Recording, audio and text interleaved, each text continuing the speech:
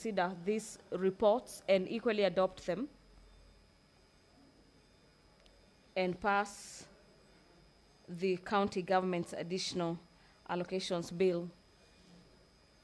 I understand that there are some various amendments to this bill that we expect the House to delve into for the better part of this afternoon. This is a bill that the House considered for the better part of this morning. This afternoon, we continue with consideration of the issues in the bill, with senators debating this bill that has about 3 hours allocated for debate. Any amendments to this bill will be considered under the committee of the whole.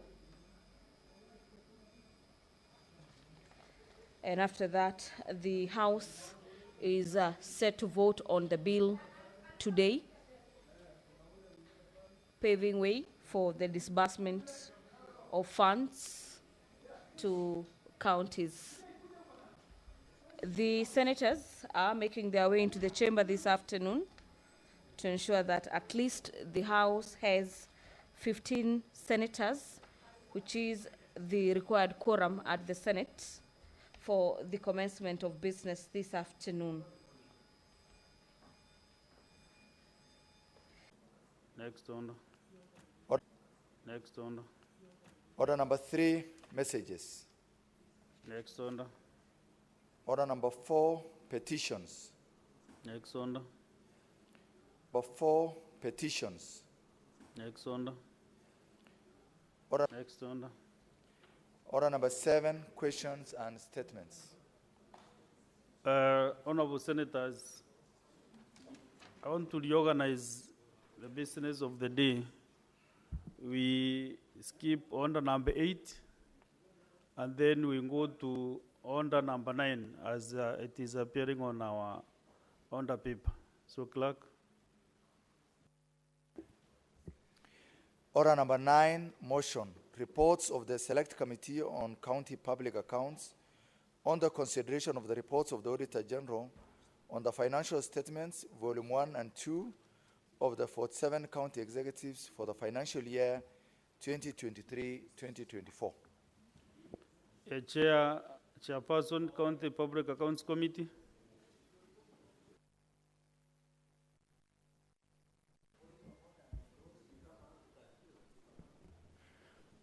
Mr. Speaker, sir, I beg to move the motion that the Senate adopts the report of the Select Committee on County Public Accounts on the consideration of the reports of the Auditor General on the financial statements, Volume 1 and 2, for Mombasa, Kwale, Kilifi, Tana River, Lamu, Taita Taveta, Garissa, Wajir, Mandera, Marsabit, Isiolo, Meru, Tharaka Nithi, Embu, Kitui, Machakos, Makueni, Nyandarua, Nyeri, Kirinyaga, Murang'a, Kiambu, Turkana, West Pokot, Samburu, Trans Nzoia, Uasin Gishu, Elgeyo Marakwet, Nandi, Baringo, Laikipia, Nakuru, Narok, Bomet, Kakamega, Vihiga, Bungoma, Busia,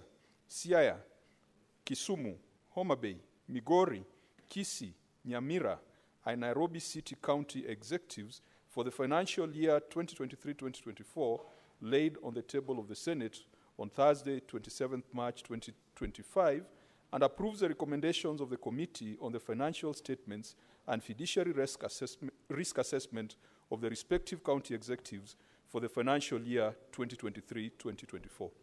Mr. Speaker, as I move this motion, I want to thank the leadership of the House and your office for granting us the opportunity to have a special sitting today in order to deal with a constitutional timeline. Mr. Speaker, Article 229 of the Constitution of Kenya requires the Auditor General to conduct audits on all public accounts, including county governments and their entities, and to submit those reports to Parliament by 31st of December. Mr. Speaker, once Parliament receives those reports, the Constitution requires Parliament to consider, to debate, and to take appropriate action within 3 months. I am happy today, Mr. Speaker, that for the first time since the enactment of this Constitution, this House of Parliament, this Senate, has risen to the requirements of Article 2293 and 2298. And Mr. Speaker, when these reports were tabled in the House, they were referred to the Public Accounts Committee, and the Public Accounts Committee has done the necessary interrogation and assessments and is able to bring a report to the House. Mr. Speaker, we have traditionally been used to dealing with backlog, dealing with financial statements for years and regimes that are past, and it has become very difficult for this House to ensure that there's accountability and those who are culpable of misusing public funds are dealt with while in office or in a timeous manner. Mr. Speaker, we had a few challenges before I get to the content of the report that is before us. We have 2 reports. One report is about 2,300 pages long, and it is the detailed report of audit issues identified in each county government. It contains the observation of the Auditor General, it contains the response of the management, and it contains the recommendation of the Senate. But the more useful report that I would wish to direct the members of Senate to is a 200-page fiduciary risks report, a detailed report that summarizes all the risks that were identified by the Auditor General in the financial year 2023-2024.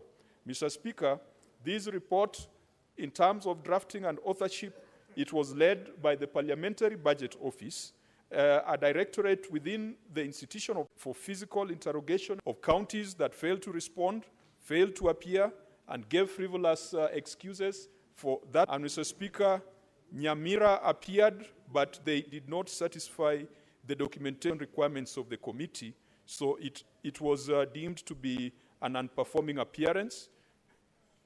And Mr. Speaker, part of the prayers we are making in this detailed report, which I will summarize at the end, is that these counties that were invited, they failed to appear, they failed to file written response, that the House directs that the relevant committee, the Public Accounts Committee, issues summons to compel their appearance.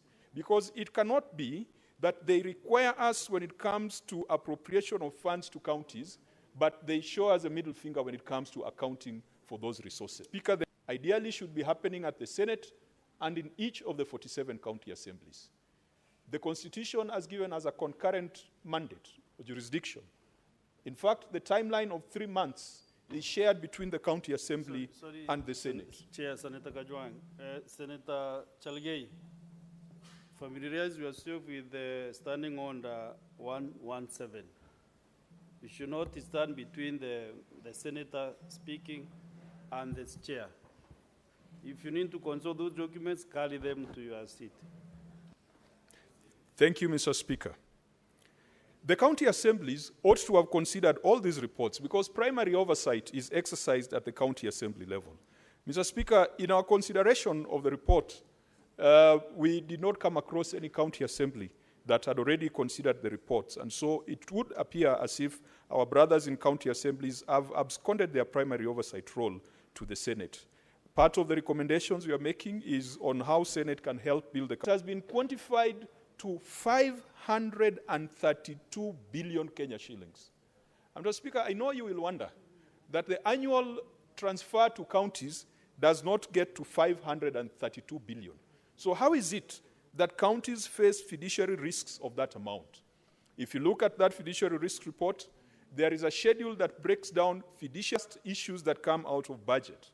But the other risks that the county faces, perhaps from litigation, the other risks that county faces, perhaps from unsettled liabilities like pending bills, contingent liabilities, legal fees, assets that have not been properly identified, and so there's a risk that those assets could get lost.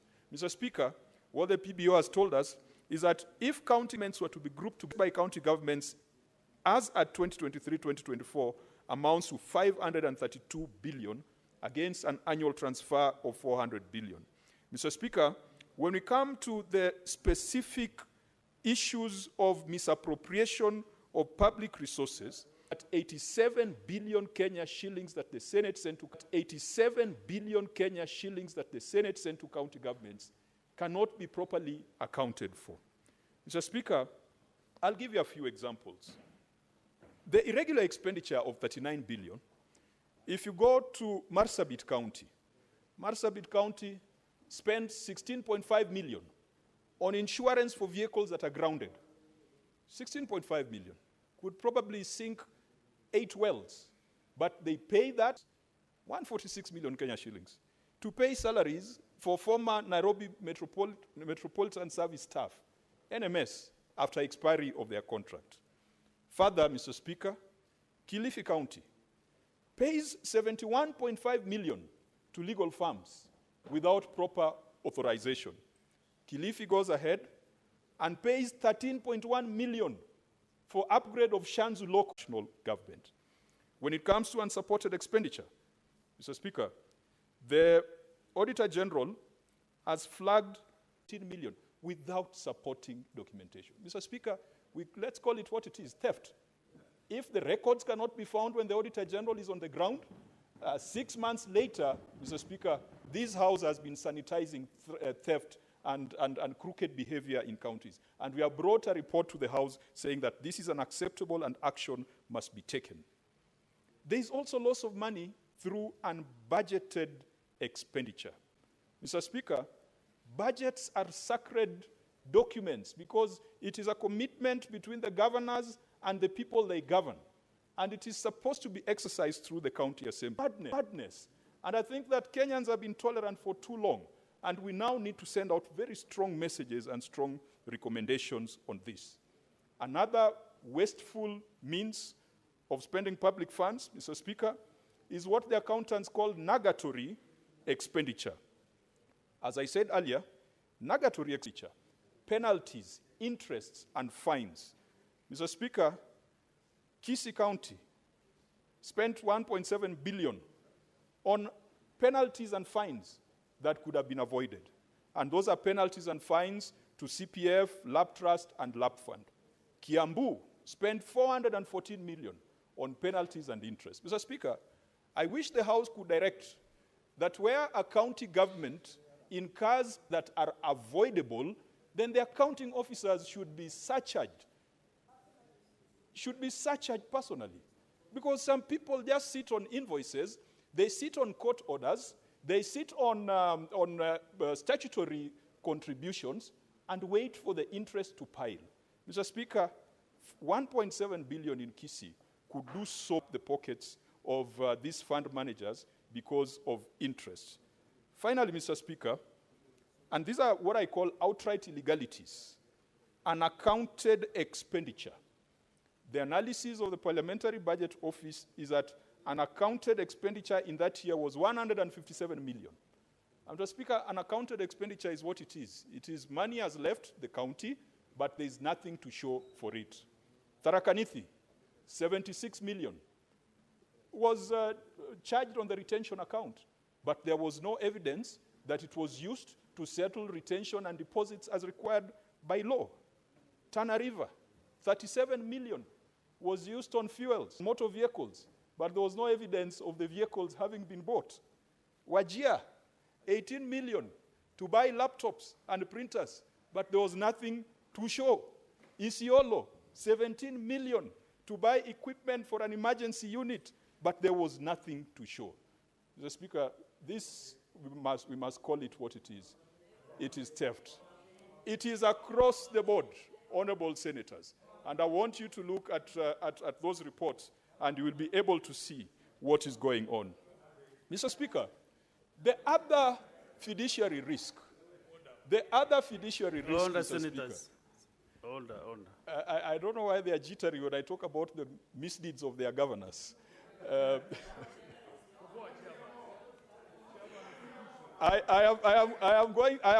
am going to spill more.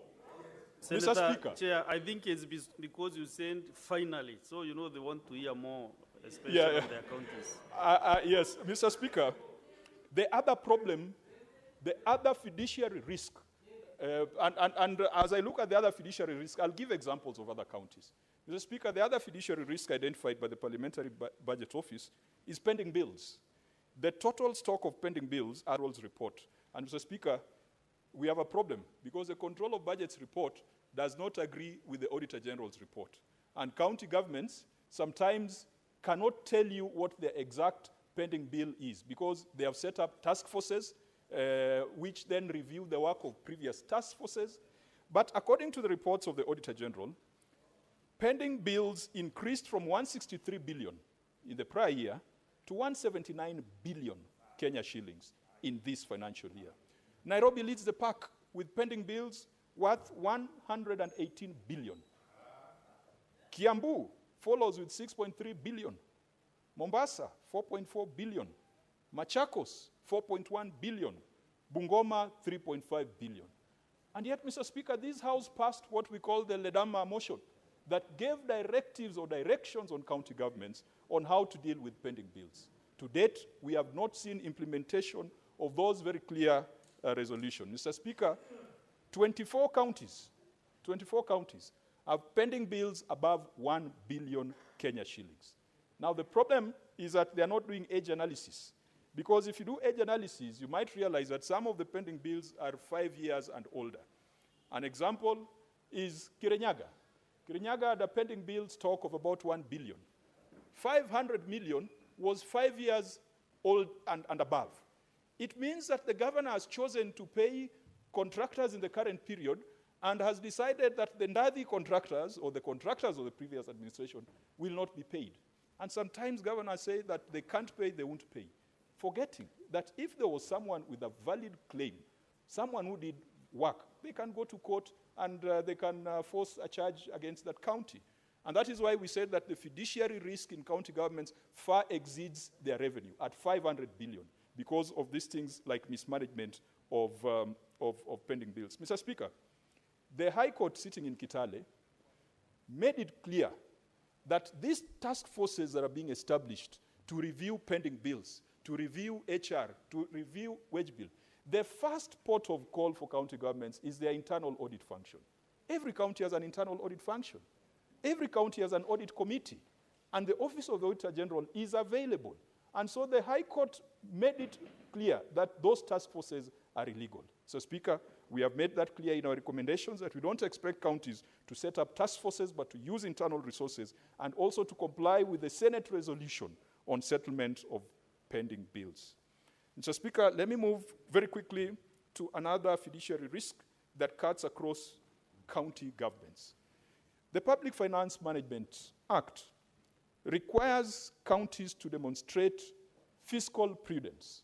And that means that wage bill should not exceed 35%, and development should be 30% and above. Mr. Speaker, 16 of the county governments have wage bills in excess of 50%. A clear violation of the PFM, a clear violation of the Constitution, but every year we agree we send them more money because they give us excuses that they are former municipalities. They give us excuses that county governments came to provide jobs. Mr. Speaker, 35% is a benchmark. Do we deal with the law as it is or the law as it ought to be? The law as it is that the ceiling should be at 35. But we have 16 counties above 50%. Kisii leads at 60%. Nyeri, 55%. Nairobi, 56%. 57%. Laikipia, 55%. Homa Bay, I think 50 or 52%. I mean, they are all abusing the requirements of the PFM. Can this House resolve that for counties that cannot be fiscally responsible, we stop the transfer of funds until they bring a recovery action plan as required under Article 225 and subsequent legislation? That is a decision of the House, and we have made those recommendations. Could this House bring back the Fiscal Responsibility Index in the formula for revenue allocation? We used to have a 2%, so that these counties that have complied, only 11 counties, Mr. Speaker, only is in court against the entity, and someone just springs up with a court order. And we've seen cases where people have sprung up with awards of 1 billion shillings and upwards. Mr. Speaker, this issue of legal fees, perhaps we need a stakeholder approach. And this is one area that I would be requesting that the accountability committees could sit together with the Justice and Legal Affairs Committee to get to the bottom of this rot and this mess at hand. Mr. Speaker, we have also cited issues of professional negligence. We have taken the position that if an accountant who is a member of the Institute of Certified Public Accountants and is in good standing prepares financial statements that are then disregarded by the Auditor General, that professional should not hold office and should be reported to the relevant professional body for disciplinary action. That does not apply only to the accountants. There are other regulated professions like members of the Institute of Procurement, Institute of Human Resource Management, and members of the Law Society of Kenya. We have made various proposals. You might see in the case of your county that we are recommending that those who prepare the financials. Mr. Speaker, allow me to spend a minute to talk about systems used in county governments. We have a system called IFMIS. It is extremely porous. It is not porous by original, from that runs major core banking software and huge e-commerce applications across the world. In Kenya, IFMIS is porous by design. Is it by design? It is porous by design. People have built backdoors into IFMIS. And county governments are using IFMIS more of like a suggestion rather than as a rule. Mr. Speaker, the PFM requires the National Treasury to define and prescribe a system of financial management for counties. Now, counties can use IFMIS. They have accepted to use IFMIS, even though they don't use it properly. But where they draw the line is when it comes to revenue collection systems. They can use one system, but when it comes to revenue collection systems, governors have decided that they do not want to be dictated to by the national government because they want to buy their own little revenue collection systems that have algorithms that deposit money into their accounts. Mr. Speaker, this House must resolve that the Auditor General should do a special systems audit on the revenue collection systems across the counties. And Mr. Speaker, it came to a realization that even as we are looking for a single revenue collection system, the Ministry of ICT has built a system which currently Nairobi County is using on a software as a service model. You do not have to spend 70 million, which is the average cost of a system, to buy it. You probably just renting space. It sits on the cloud. And now the Treasury and KRA are trying to build another system. I hope it is not going to cost 104 billion like the others for the health authorities. But, Mr. Speaker, we must provide guidance that the Auditor General has the capacity. It has a systems audit department that they must. And so, Mr. Speaker, the weakness of these systems reflects also on poor on-source revenue collection. Mr. Speaker, almost all the counties, Kisii also have talked about prior issues, and this is one of the issues, Mr. Speaker, that the Senate has gone to court over. If you do recall, Justice Jairus Nga made the ruling that Article 2293, 2298 must be complied with strictly. But the Senate went back to court for a judicial review, seeking had been considered. Mr. Speaker, in Uganda, they have put it in law. What happens when Parliament fails to consider the audit reports? The same way it has the County Assembly General reports. But the rest, we have a problem. In Uganda, Mr. Speaker, if 6 months lapse after tabling of the audit reports and Parliament does not take action, the audit report is statutory instruments. Within the 14 days or within the duration prescribed, they become law. And Mr. Speaker, we'll also be making recommendations that we need to amend our legislation, we need to amend our procedures to allow the audit reports to become law if Parliament fails to act. And Mr. Speaker, that then should give us a window to be able to deal with issues from past financial years. Come to a conclusion by making a few proposals on how we can do our work better. I must admit that with 2,300 pages, it is very possible that we may not have captured certain issues with the precision and with the sharpness that is required. Mr. Speaker, even though we adopted this report by consensus as a committee, we do agree that some of the recommendations could be generic Some of them could be fairly timid in nature. In some cases, we are calling for administrative action, where it is clear that perhaps there was theft. In some cases, we are committees established to allow interrogation in the month of January, February, and March. They meet to deal with the issues that have come before us. But if we plan well, Mr. Speaker, I can assure the House that in the next audit cycle, we'll be able to bring a much more rigorous report to the House. Mr. Speaker, we will be requesting the House, or we are requesting the House in this case, that most of our recommendations are based on written responses. The right to be heard is not necessarily the right to appear, and I think that has been established.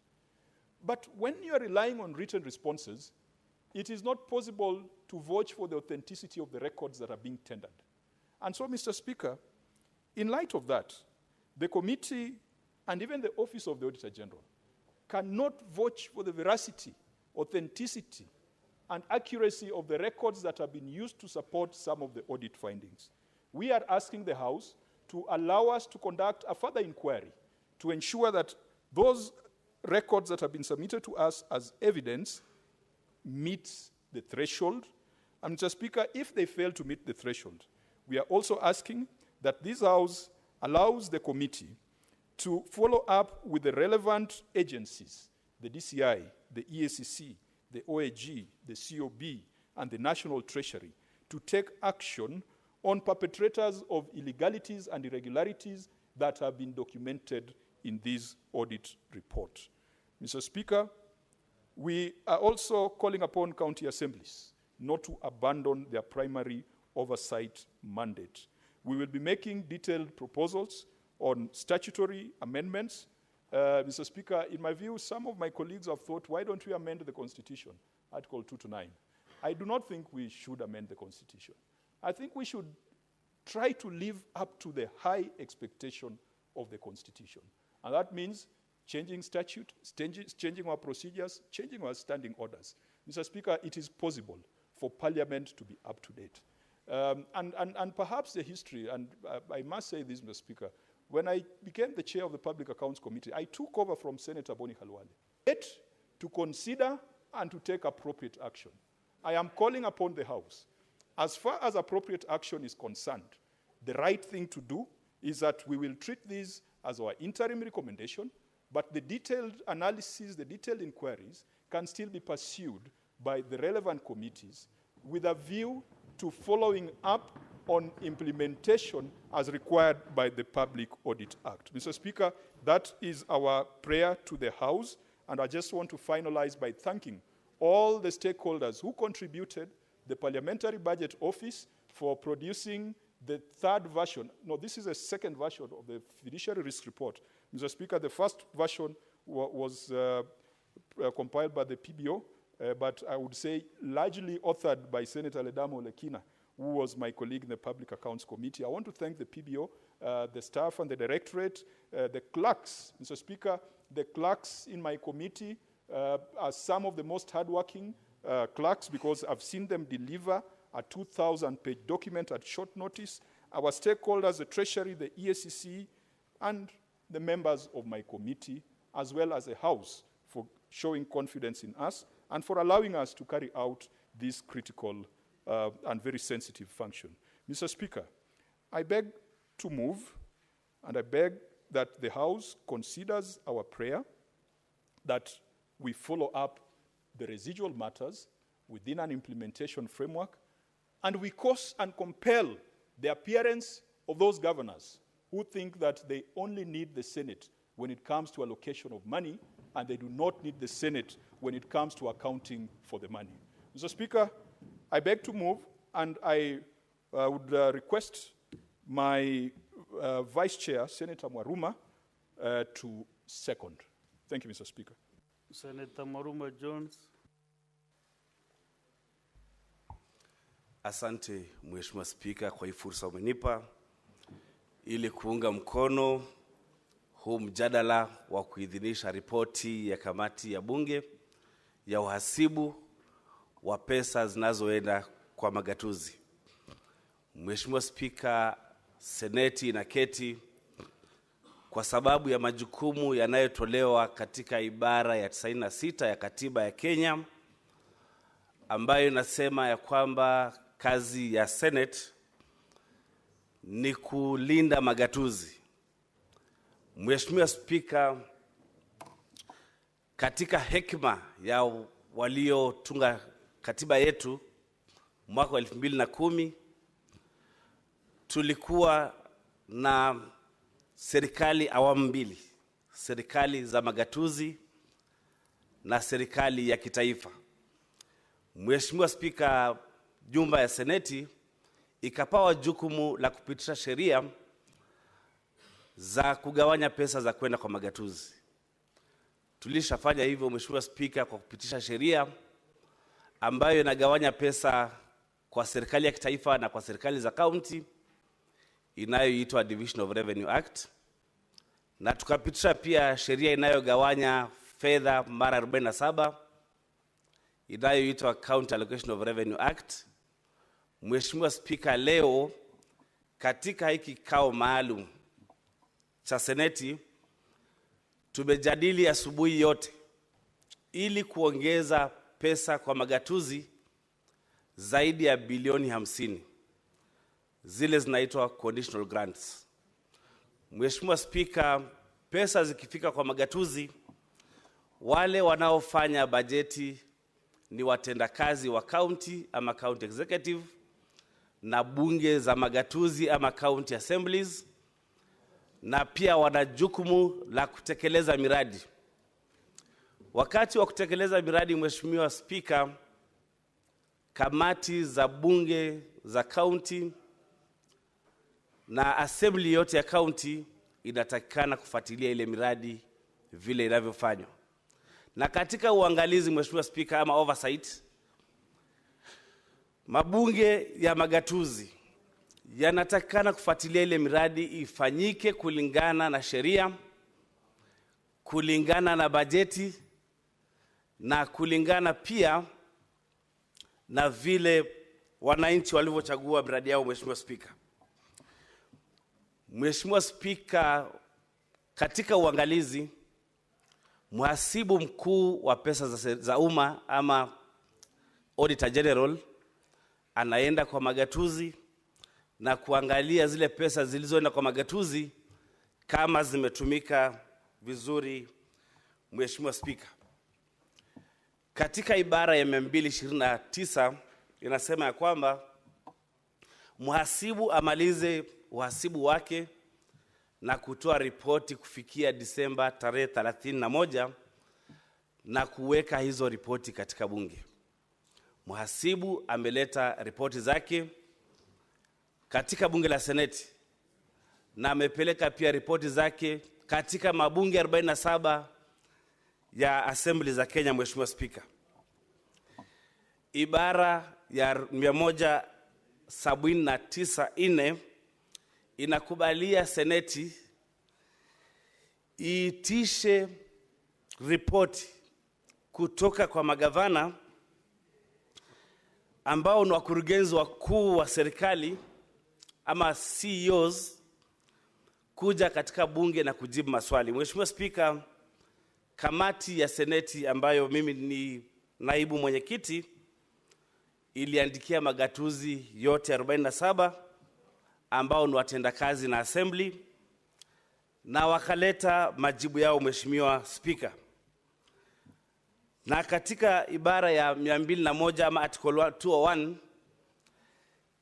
inatakikana kwamba kila gatuzi litumie pesa katika hali ya uwazi. Mheshimiwa Spika, tukiita magavana walete ripoti za matumizi ya pesa ni kwa sababu tunataka kuhakikisha kwamba pesa ambayo inaenda kwa magatuzi imetumika kulingana na sheria na kusaidia yule Mkenya aliye katika magatuzi kupata huduma zinazofaa. Mheshimiwa Spika, vile mwenyekiti wangu ametangulia kusema ni kwamba kuna magatuzi kadhaa ambayo hayakuitikia huo mwito wa kuja kwa kamati yetu ya Seneti ila kuja kujibu hayo maswali ambayo ni Isiolo, Kiambu, Baringo, Marsabit, Nyamira na Kajiado.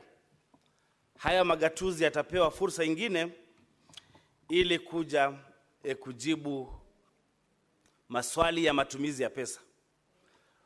Mheshimiwa Spika, zile ripoti zimewekwa hapa ni 3. Ya kwanza ni ripoti ya watendakazi ama county executives. Ya pili ni ripoti ya county assemblies. Na ya 3 ni ripoti ya uaminifu ambayo chairman ameita tayari ripoti, fiduciary report.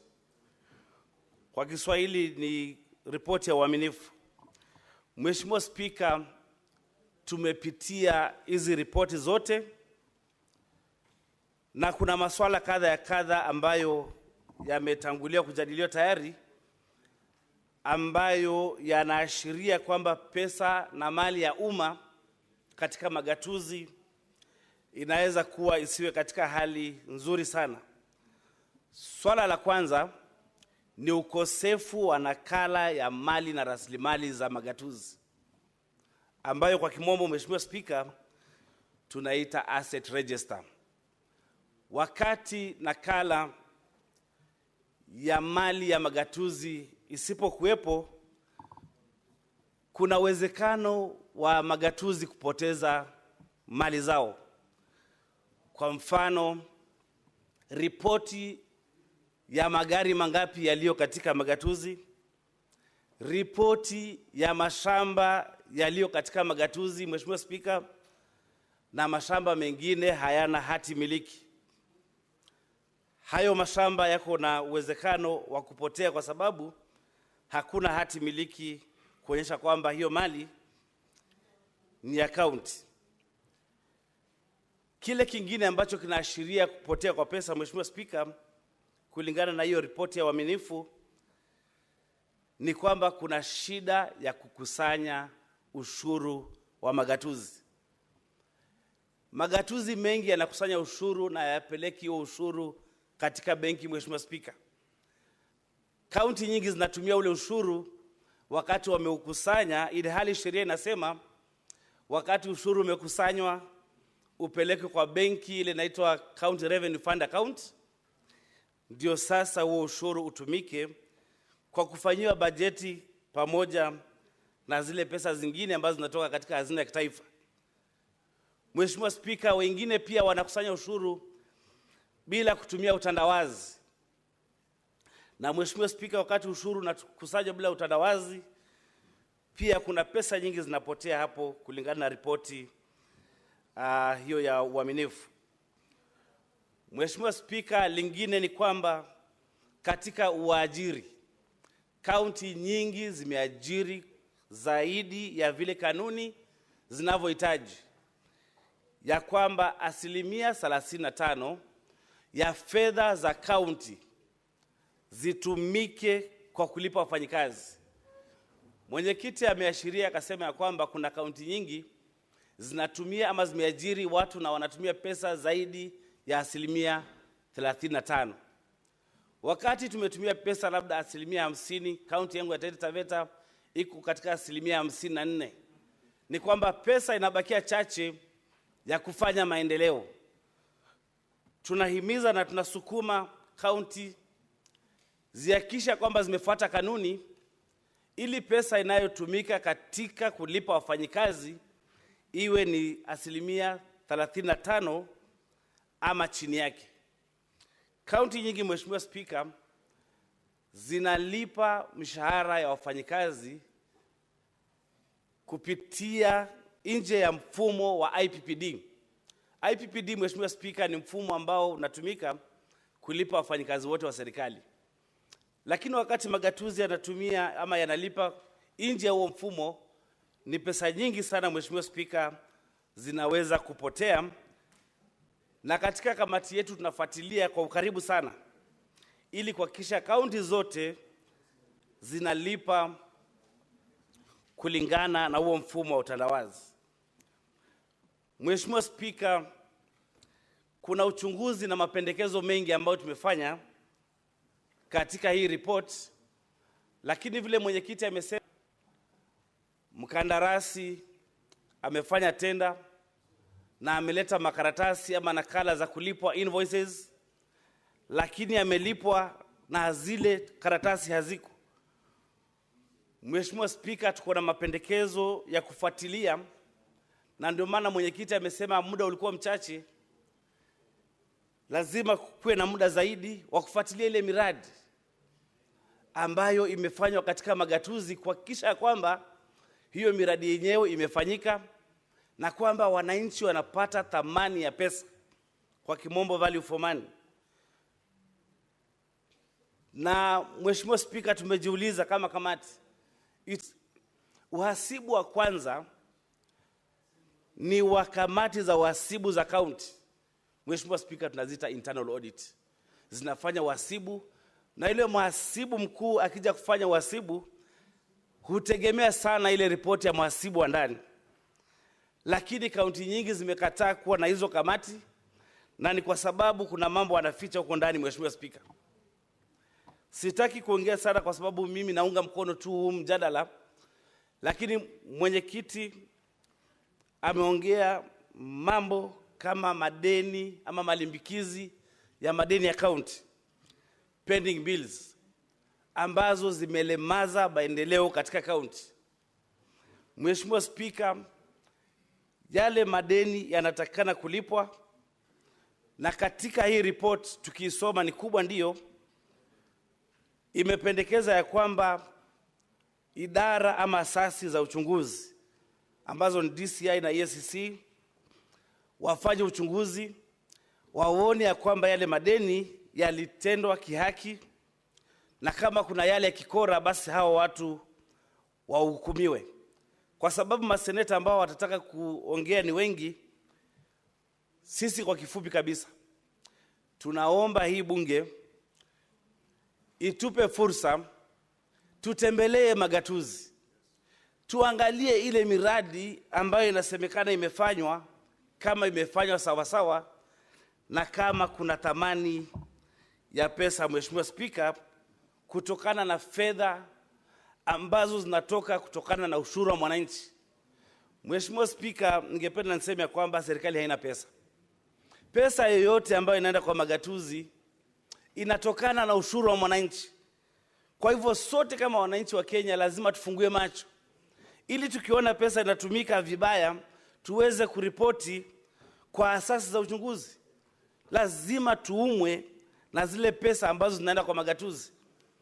Mheshimiwa Spika, nikimalizia kabisa, asubuhi sikupata fursa ya kuongea kuhusu ule mswada ambao tuko nao hapa leo wa County Additional Allocations Bill ambao umechelewa kwa miezi 8.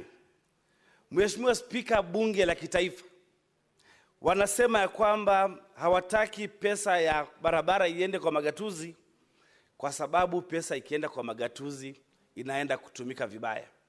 Mheshimiwa Spika, nani hajui kwamba ufisadi mwingi uko katika maeneo bunge?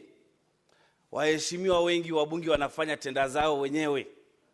Nilikuwa mahali naongea na wananchi katika hadhara na mambo yangu ya uangalizi. Wananchi wanauliza, inawezekanaje mheshimiwa, siku hizi barabara zikitengenezwa zikiwekwa sementi zinakaa mwaka mmoja na zinaharibika? Zamani barabara zilikuwa zinatengenezwa zinakaa miaka 10, 15. Nikawaambia ni kwa sababu ya ufisadi na ulafi wa wabunge. Wale wabunge wanafanya tenda zao wenyewe, na kama hawajafanya tenda zao wenyewe, ule ufisadi wa kuomba hongo unakuwa mkubwa sana.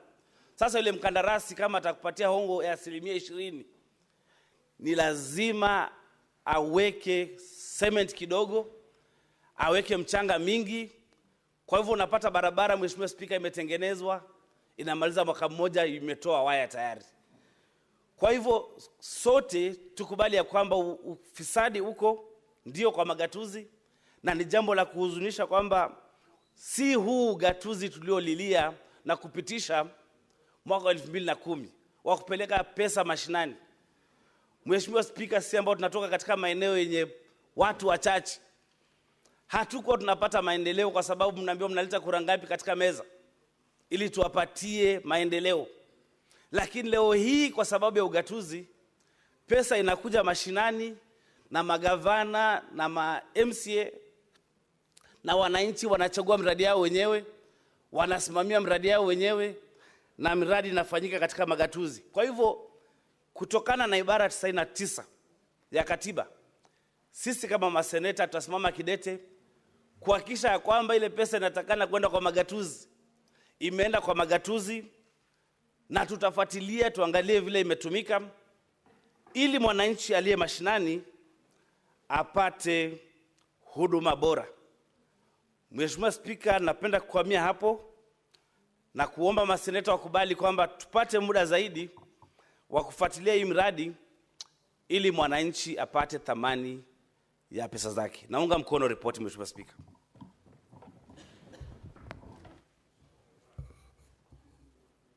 Honorable Senators, I propose the question that the Senate adopts the reports of the Select Committee on County Public Accounts on the consideration of the reports of the Auditor General on the financial statements, Volume 1 and 2 for Mombasa, Kwale, Kilifi, Tana River, Lamu, Taita Taveta, Garissa, Wajir, Mandera, Marsabit, Isiolo, Meru, Tharaka Nithi, Embu, Kitui, Machakos, Makueni, Nyandarua, Nyeri, Kirinyaga, Murang'a, Kiambu, Turkana, West Pokot, Samburu, Trans Nzoia, Uasin Gishu, Elgeyo Marakwet, Nandi, Baringo, Laikipia, Nakuru, Narok, Kajiado, Kericho, Bomet, Kakamega, Vihiga, Bungoma, Busia, Siaya, Kisumu, Homa Bay, Migori, Kisii, Nyamira,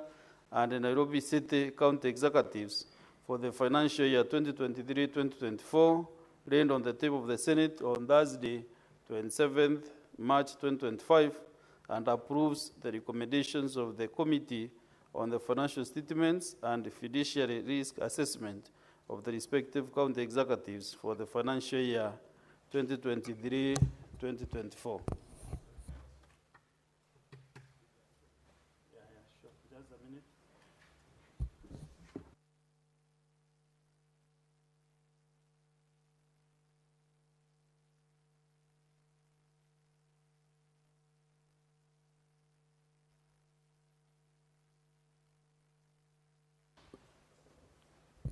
Honorable Senators, I have this communication to make on the visiting students from Sawagongo Boys High School in Siaya County. Honorable Senators, I would like to acknowledge the presence in the public gallery this afternoon of visiting 376 students and 8 teachers from Sawagongo Boys High School in Siaya County. The delegation is in the Senate for a one-day academic exposition. In our ancient tradition of receiving and welcoming visitors to Parliament, I extend a warm welcome to the delegation, and on behalf of the Senate and on my own behalf, wish them a fruitful visit. Thank you. Because of the time constraint, within 30-40 seconds, maybe you can welcome the visitors from Siaya County. Senator Buru Oginga. Yeah, thank you, Mr. Speaker, sir, for the opportunity. Mr. Speaker, I take this opportunity to welcome the students from Sawagongo Secondary School in Game Sub-County of Siaya County. And Mr. Speaker, I want to tell the House that this is a very, very good school. It is a school which is in terms of secondary, it is a post-colonial school. But, Mr. Speaker, this school has performed very, very well. It has done very well, and I'm very proud of it, Mr. Speaker, as I stand here. Mr. Speaker, this school last year improved its performance slightly, but it had 12 A's, 86 B+, 102 B's, 99 B-, and 70 C+. Mr. Speaker, this is not a mean achievement, and that means that more than about 80% of all the students got direct university admissions. And we want to encourage them to keep on working hard. There is no replacement to education. Education is the enabler. Education is the equalizer. It is what makes you equal to the others. So you continue working hard, and you will achieve what Honorable Halwale here has achieved. He is a doctor, but also a very astute politician. So any profession can become politicians. Don't think you can only become a politician if you are a lawyer. You can take any profession that you like, and you can be a very, very good politician. Thank you. Honorable Bambua here is a journalist. Thank you, Mr. Speaker, and I welcome Thank you. students and the teachers. Yes, Majority Leader.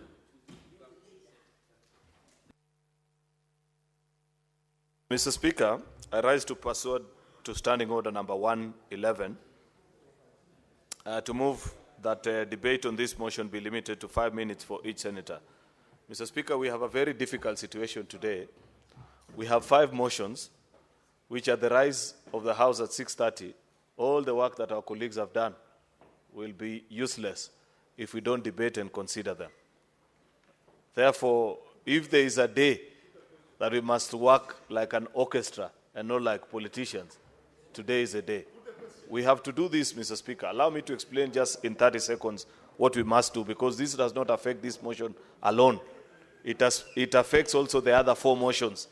We have to agree, Mr. Speaker, that we divide the time among us ourselves, because all these 4 motions are speaking to matters of accountability in either our counties or county assembly.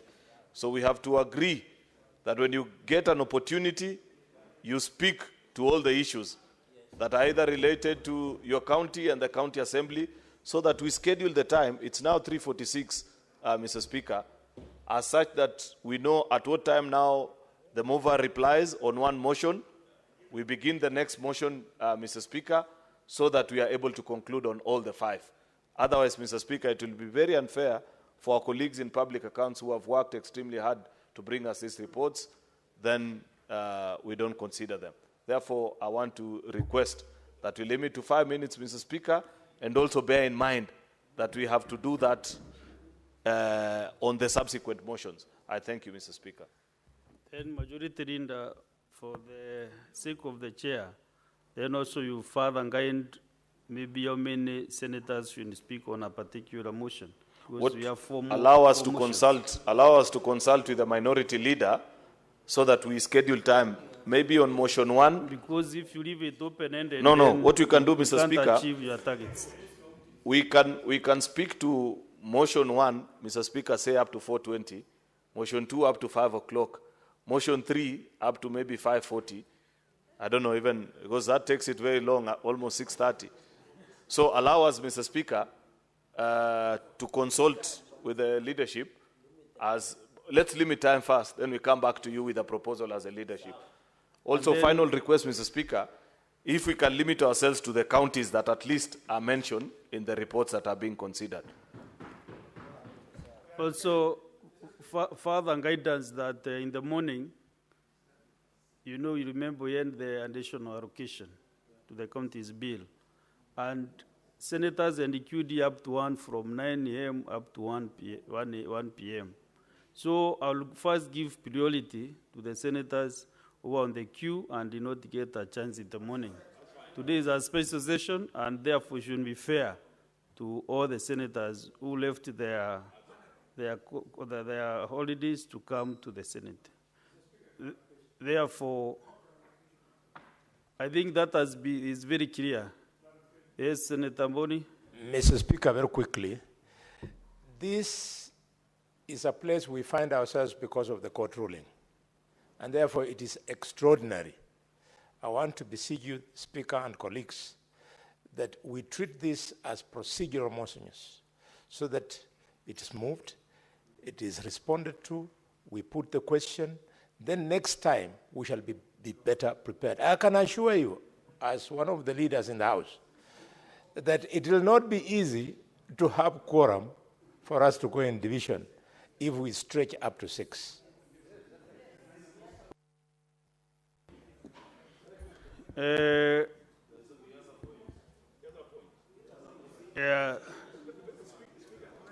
Yes, Deputy Minority Leader. Mr. Speaker, because we are just consulting, so perhaps maybe then to just improve on what Senator Halwale has said, so I don't bring members here and they do have no opportunity to express themselves on this matter, which is important. Why not amend what Senator Cheruiyot has said to 3 minutes, and then reduce the numbers from both sides to maybe 5? And if you have spoken on the first motion, then you don't speak on the second one, you don't speak on the third one, so you do just 3.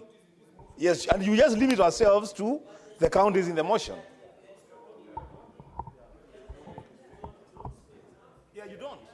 Do we have that agreement? Have we built the consensus? Senator Mugeni?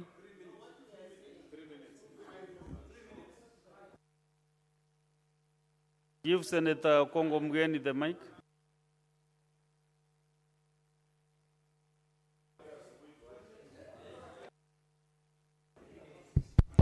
Mr. Speaker, the only thing I wanted you to note is that this report captures all the 47 counties. So there is no county that can say that we are not, their issues are not captured. All the counties are addressed in the report that was tabled by Senator Kajuang. All the 47. All the 47. Maybe the next, but on this, the one of Kajuang, all 47 counties. I think I agree with your proposal that, you know, when you're addressing issues of accountability, Speaker, it's not, it's a, yeah. No, it's good we take. Senator, I want to listen to Senator Omugeni. Mr. Speaker, sir, it's good we restrict ourselves. Senator Chalgei, just hold on. Mr. Speaker, for today, I think let's be fair and reasonable. We can't speak for more than 3 minutes if we need to transact on the business that is on the order paper. But let's find a way of bringing this business back to the House so that we give members adequate time to comment on issues of how counties are spending money. There's very little you can say in 3 minutes. Yeah. Thank you. Yes, Chair Sipak. Mr. Speaker, in 2013, Chief Justice Mutunga delivered a ruling on the election petition, but delivered the judgment later. He delivered the ruling within the constitutional timeframes, but the detailed argument judgment came later. And I think that's what Senator Halwale is trying to say, that we've got a constitutional timeline. We bring what, in my view, the ruling was a fiduciary risk report. Mr. Speaker, we've really tried to break our backs to even bring a judgment by analyzing each county, which might not be very perfect. If it is a view of the House to allow the committee to go back and do a proper detailed judgment through inquiry and county visits, then Senator Boni's proposal can be entertained, but to allow those with burning issues between now and the time. Yeah, I think we are in agreement that we need to, every senator to take 3 minutes, and then at least 5 senators or 6 on each motion, every motion, for the 5 motions that we have. And then the chair will be considering other issues, especially a county which is maybe on that motion. And then the chairs will be able to guide accordingly. Now we are taking almost 10 minutes to make a decision.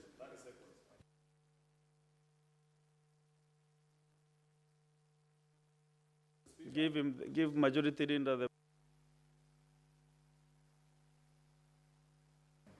We are 30 of us in the House. If we, because there are 5 motions, and the time we have already agreed, want to request that you then further guide that we limit the speakers to 6 speakers per motion. That will provide an opportunity for everybody to speak, you know, and it will take only about 2 hours, and we will have concluded. So that's a further guidance that we want to request of you, because then it will mean everybody who's in the house will get a chance to speak. Okay. Fine. Then, no, I think we have now come to some agreement. Senator Chute. Senator Chute, what are you, what, yes? Senator Chute. Senator Chute, what is your point of order or clarification? Fine. Allow me to speak, tafadhali. Honorable Speaker, what I was just saying is this: at 6 o'clock we have to go to the mosque. So, considering that we have a few of us here who are going to go to the mosque, let's limit on 3 minutes. That is fine with us. Yes. Okay, so let's proceed now. I start with Senator. I think I will first give those who were not able to contribute in the morning. Senator Ososi.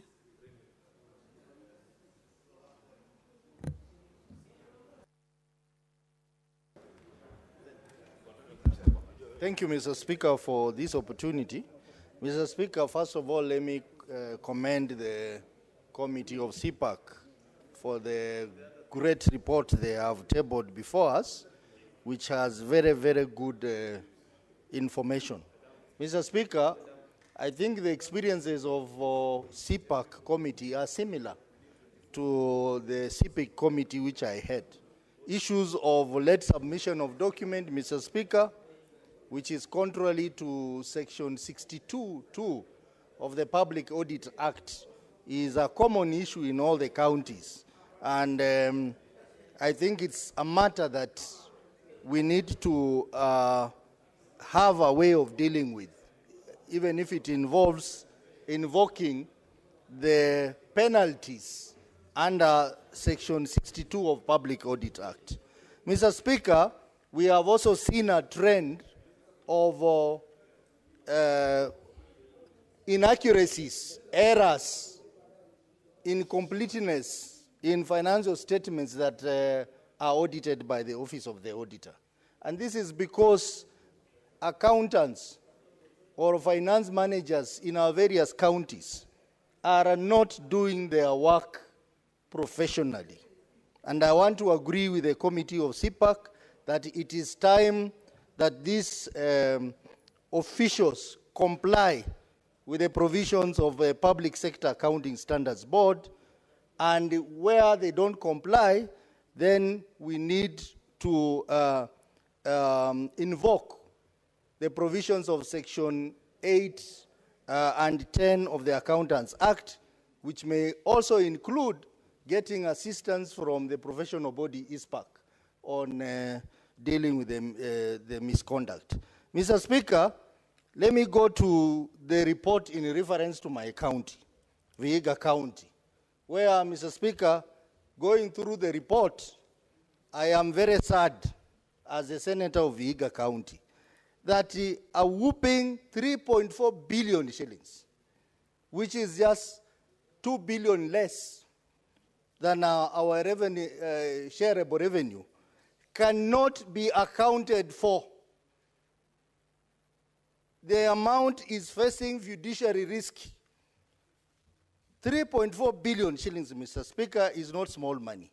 And this is out of the following, Mr. Speaker: non-disclosure of commission earned from payroll services. This is where they give services to SACCOs or to third-party people. A whooping 4.3 million shillings cannot be accounted for. Mr. Speaker, the Remember, we have only 3 minutes. Senator Mudigi.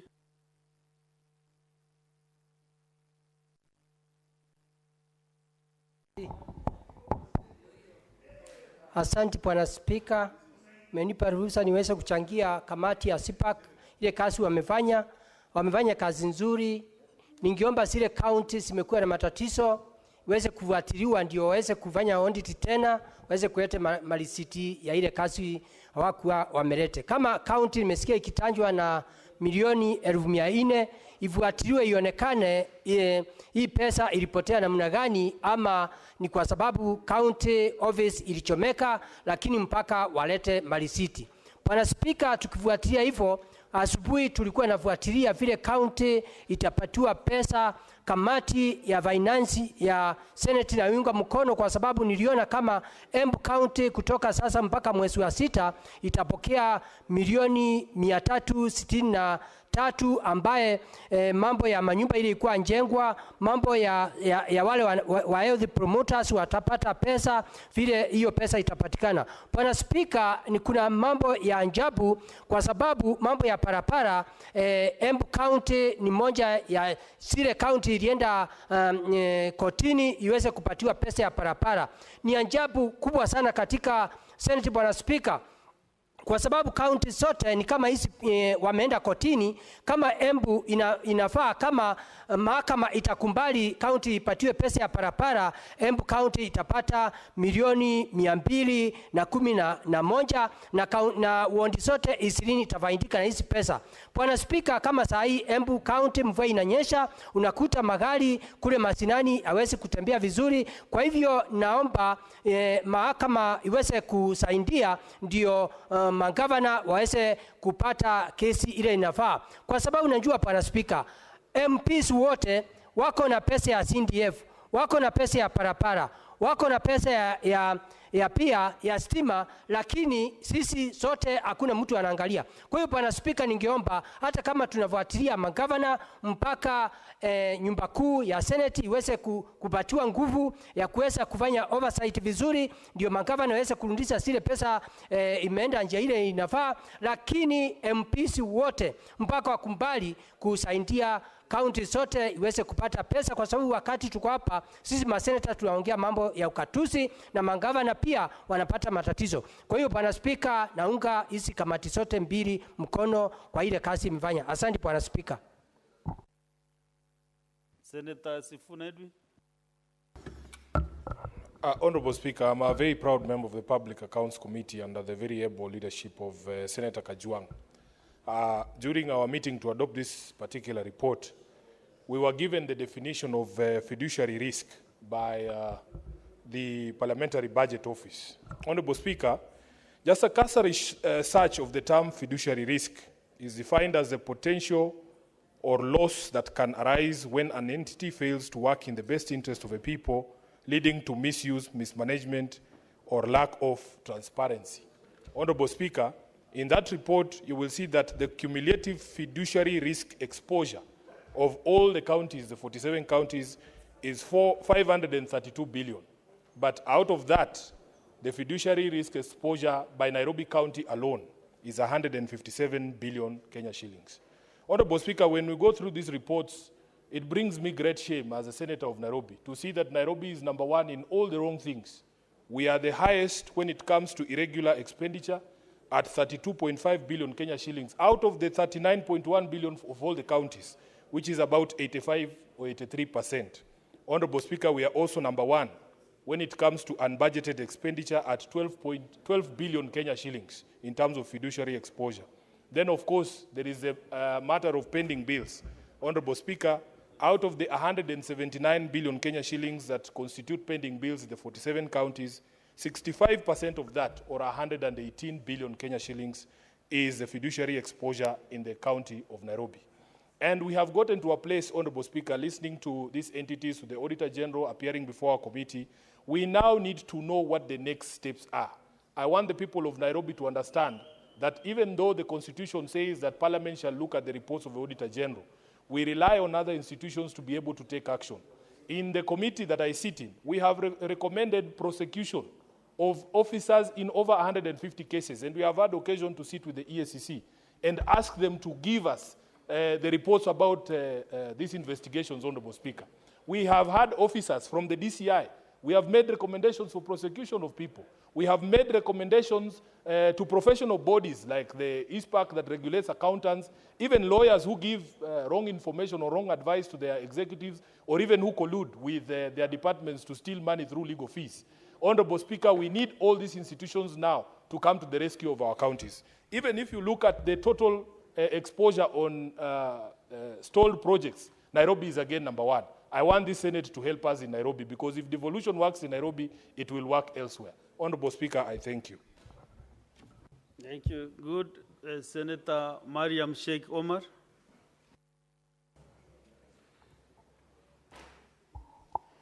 Thank you, Mr. Speaker, for giving me this opportunity. Mr. Speaker, I stand here to support the report from the Committee of PAC.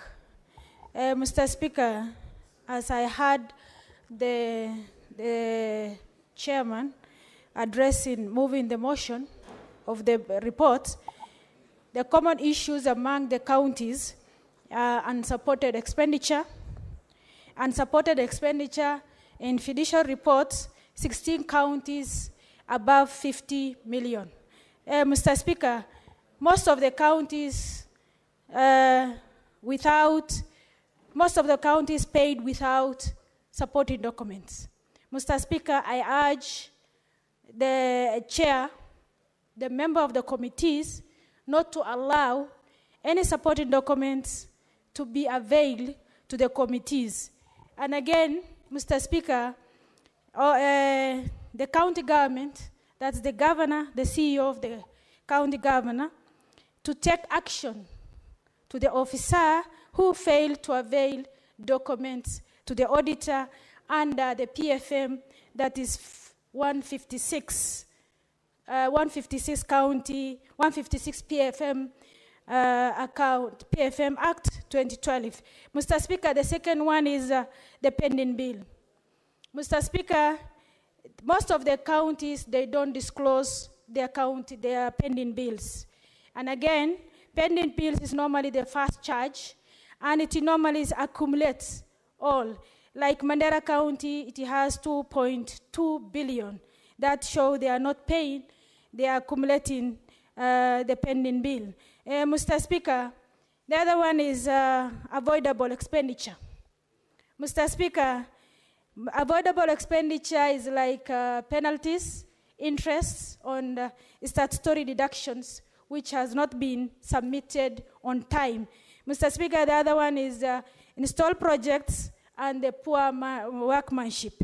Mr. Speaker, some counties, the project because of installed because of the public participations and not involving the citizens, the people for their needs.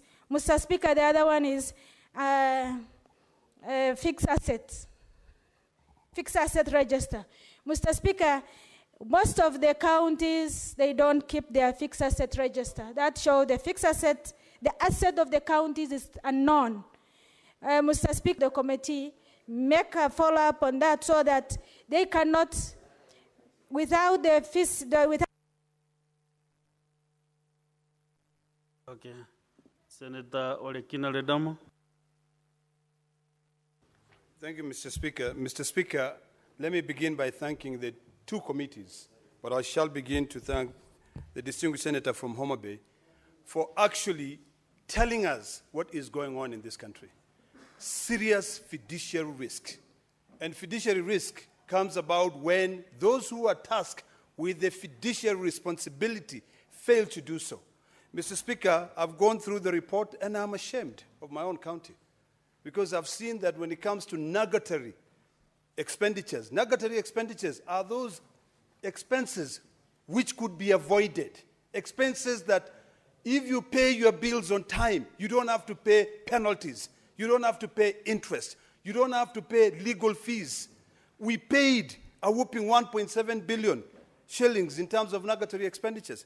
Mr. Speaker, if you go to Kajiado County, which shocks me also, is that there is about 11.9 billion which the governor could be collecting from rent arrears and paid rates. Instead of fighting other people, he could have been going to collect that money.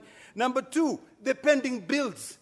I'm happy that my county has reduced. It has gone down to 763 million, but it's still a lot of money.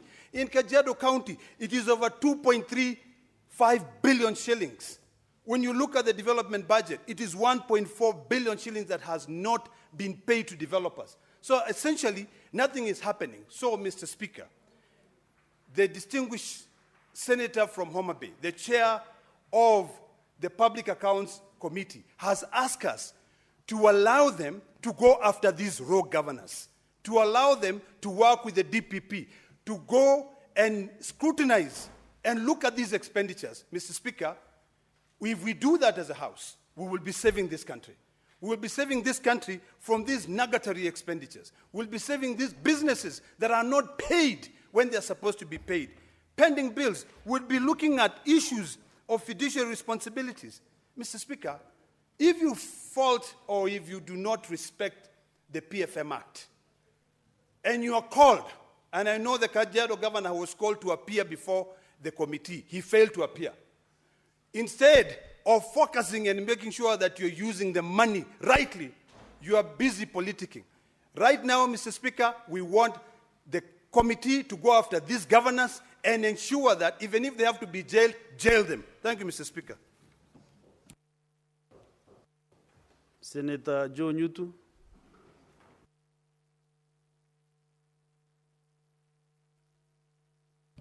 Thank you, Mr. Speaker, for this opportunity. A damning report from the Public Accounts Committee in this House, Mr. Speaker. And, Mr. Speaker, I think I want to start by saying that our counties should be able to put their priorities right. That, Mr. Speaker, the issue, it beats rational thinking in some of the things that our counties are doing, Mr. Speaker, especially with legal fees. Mr. Speaker, when we talk about an account outright theft, and I think I would also want to beseech this House to allow the Public Accounts Committee to also employ the services of EACC to be able to see that these criminal offenses, because it's criminal, it's outright theft, that, Mr. Speaker, legal action is taken against these counties that are expending money in that careless manner, Mr. Speaker. Mr. Speaker, pending bills is a cancer that has been eating all our counties and indeed also the national government. That, Mr. Speaker, that is why there is a low circulation of money in the economy, because those that have these bills, Mr. Speaker, have borrowed loans, have taken loans, which they are not able to pay. If these pending bills are cleared, Mr. Speaker, then everybody would smile all the way to the bank and to their homes, Mr. Speaker. Last but not the least, Senator Mandago.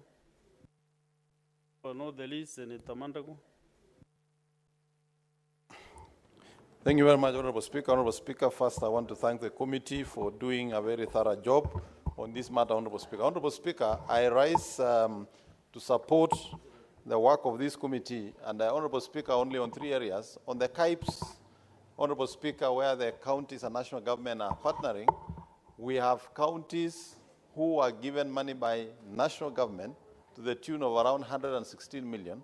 For the last 1.5 years, Honorable Speaker, they have not been able to move, and those projects are not on course. Honorable Speaker, some counties are doing very well, and I agree with my colleague, Honorable Senators, that those counties that their CAIPs are doing well must now initiate the process of looking for investors and the products to be value added on those county industrial parks, Honorable Speaker. Honorable Speaker, on the matter of RLMF, Honorable Speaker, which is a very emotive issue, and I know as a House, we have outstanding matters with the National Assembly, Honorable Speaker. I would wish to say, Honorable Speaker, whereas I support counties getting their share of RLMF as was, and national government receiving their bid, Honorable Speaker, I want to persuade this House that the 7 shillings extra that has been set aside to finance or to secure some credit to enable national government complete the ongoing roads that we are going to stall, Honorable Speaker. I want to persuade this House, having been a governor, Honorable Speaker, that a majority of the roads that were done under low volume seal Honorable Speaker, are actually county roads. And if those county roads are going to stall because this money is going to be shared, Honorable Speaker, I think as a country, we may get a small share of that money, but we should not get the overall value of getting those roads done. I would wish to persuade my colleagues that the 7 shillings over and above that has been raised be actually used for that model, Honorable Speaker. Honorable Speaker, on the issue of fiduciary risks that we have seen in counties, Honorable Speaker, we want to thank the committee for actually exposing the areas where funds are being lost. Honorable Speaker, I'm surprised that in my own county of Uasin Gishu, there is a variance in financial statements to the tune of 55,167,000. That is not even surprising, Honorable Speaker. Honorable Speaker, the unsupported expenditure on fuel, oil, and lubricants amounting to 177,043,731. Honorable Speaker, I'm aware of this matter. In fact, vehicles that are not serviceable are being fueled, and that is the reason why they could not provide the work tickets. And I'm sure, Honorable Speaker, because I know even one employee of one of the petrol stations where fuel was being consumed. Thank you, Senator Mandago. I now call upon the mover to reply. Mr. Speaker, I beg to reply and thank all the senators who have contributed. As we approve 52 billion in additional allocations to counties, we must demand for accountability for the 87 billion that the Auditor General has flagged. And I want to assure the House that if the motion is adopted, that we shall walk to the counties with the EACC, with the DCI, and all the relevant agencies that are required to ensure that there is value for money and there is accountability. Mr. Speaker, pursuant to Standing Order 66.3, I rise to request that putting of the question on this motion be deferred until the conclusion of debate on other motions in the order paper. Thank you, Mr. Speaker. But you did not pronounce yourself that you reply. You went ahead to request for the... Mr. Speaker, I beg to reply. Then also avert what you have requested. And so the putting of the question has been scheduled. So let's go to the next order. Order number 10, motion. Reports of the Select Committee on County Public Accounts on the consideration of the reports of the Auditor General on the financial statements of the 47 county assemblies for the financial year 2023-2024. Chair, CPAC, County Public Accounts Committee, in the same spirit, maybe you'll save some time again as you move, and also the seconder to take less time.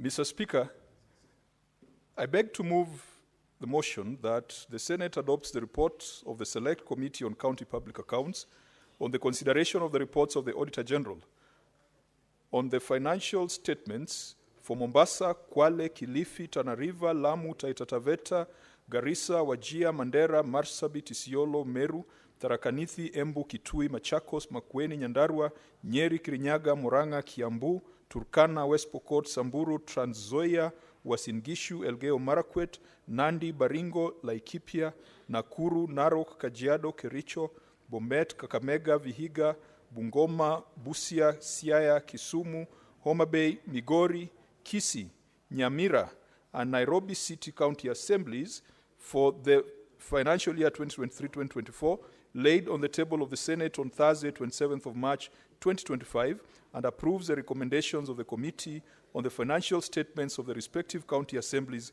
for the financial year 2023-2024. Mr. Speaker, I wish to be very brief in moving this motion.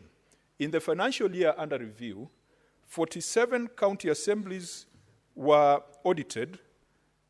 45 of them had a qualified opinion, and 2 had adverse opinions.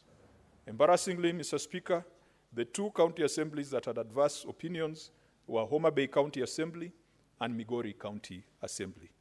Mr. Speaker, we did not ask the county assemblies to appear before the committee, but we gave them an opportunity to submit their written responses.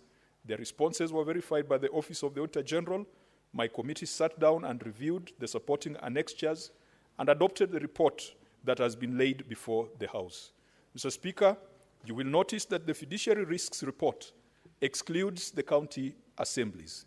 The key issues that came out of the conversations or the audit reports from county assemblies, one was on asset management. Most of the county assemblies have not acquired ownership of the properties and the premises where the county assemblies sit. Mr. Speaker, there is one county assembly that has been successful in that, not in this financial year, but in the past.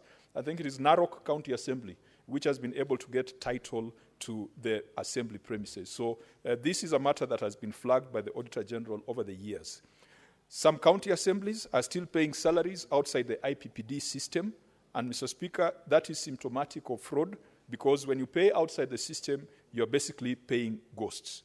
Mr. Speaker, of importance to the Finance Committee is that a number of county assemblies are receiving more than 7% of a county's revenue.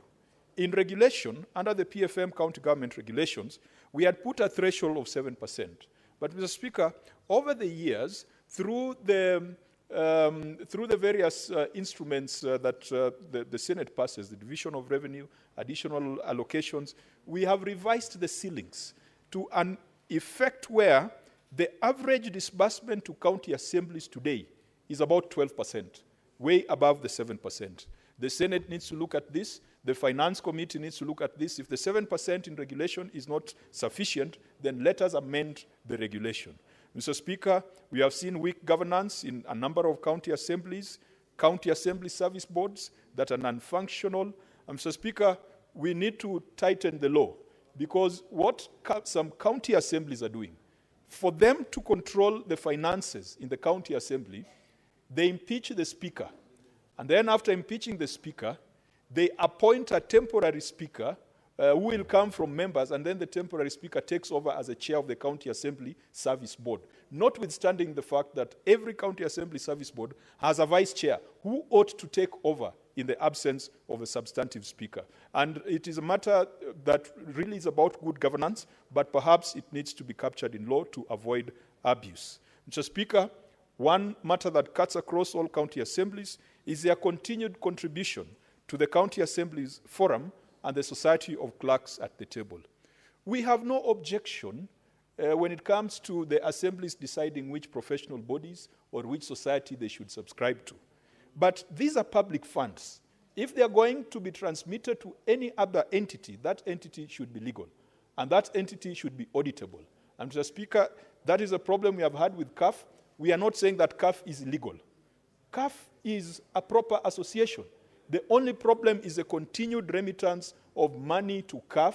And Mr. Speaker, when you quantify it, 5 million per county assembly by 47 counties is a lot of money. Fortunately, this House has already considered the necessary legislation to rectify this. Finally, Mr. Speaker, we have seen cases of pending bills in county assembly, and that is contained in the detailed report, as well as matters of outstanding interest held by members of county assembly. We, therefore, request the House.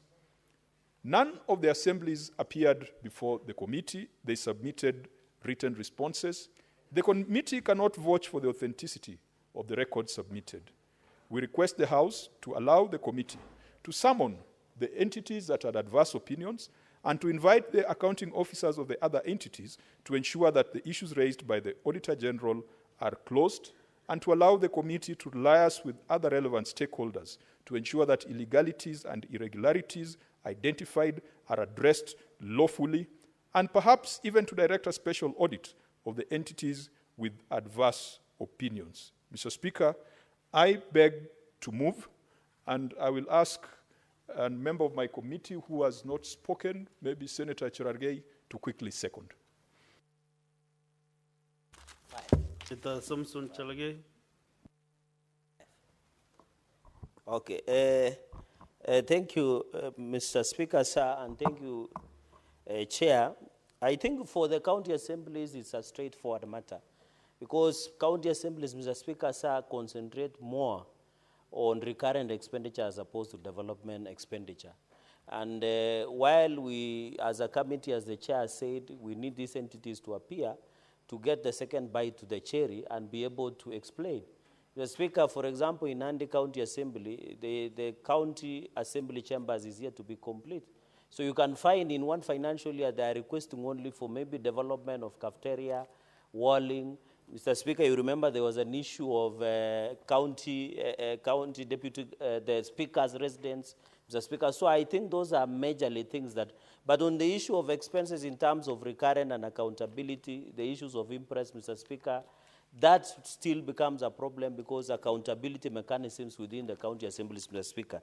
And looking both at the county executive in terms of financial statements and also through the county assemblies, Mr. Speaker, there is a similarity. Although, Mr. Speaker, you remember, and I think the MCA should be aware of this, that the Senate has already passed the law that gave them financial autonomy. I think when they will have CRF account within the Treasury, it will allow them, Mr. Speaker, to own the process. Because as at now, they depend on CCM Treasury to get the allocation.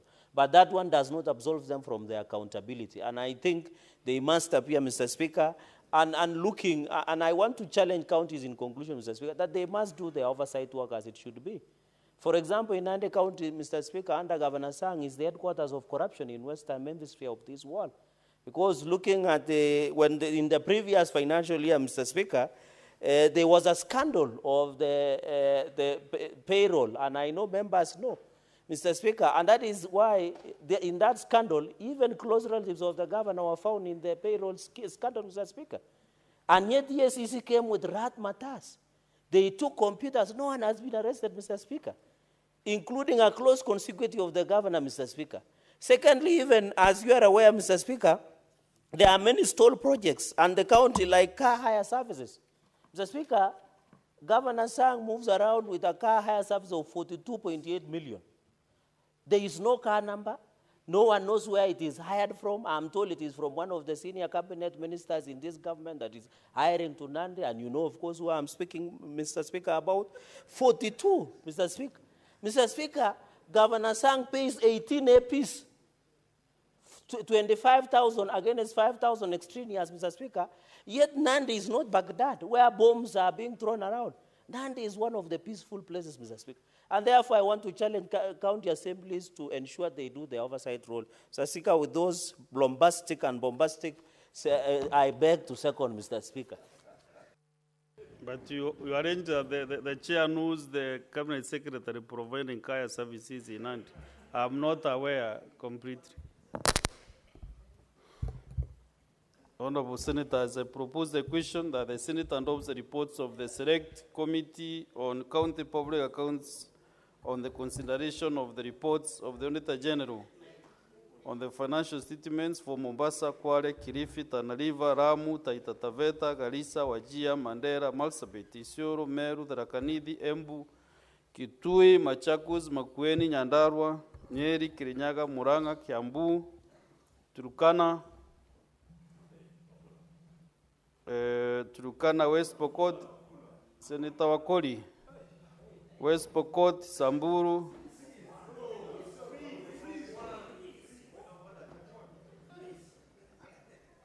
Senator Wakoli is still learning, okay, fine. Trans Nzoia, Uasin Gishu, Elgeyo Marakwet, Nandi, Baringo, Laikipia, Nakuru, Narok, Kajiado, Kericho, Bomet, Kakamega, Vihiga, Bungoma, Busia, Siaya, Kisumu, Homa Bay, Migori, Kisii, Nyamira, and Nairobi City County Assemblies for the financial year 2023-2024, laid on the table of the Senate on Thursday, 27 March 2025, and approves the recommendations of the Committee on the financial statements of the respective county assemblies for the financial year 2023-2024. Before I give senators to contribute to the motion, then also I make this communication about visiting students from Mwaso Muslim JSS School in Samburu County. Honorable Senators, I would like to acknowledge the presence in the public gallery this afternoon of 68 students and 5 teachers from Mwaso Muslim JSS School in Samburu County. The delegation is in the Senate for a one-day academic exposition.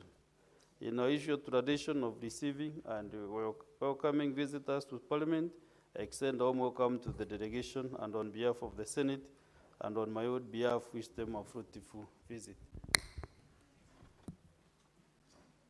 Senator Zena, welcome the visitors within 30 seconds.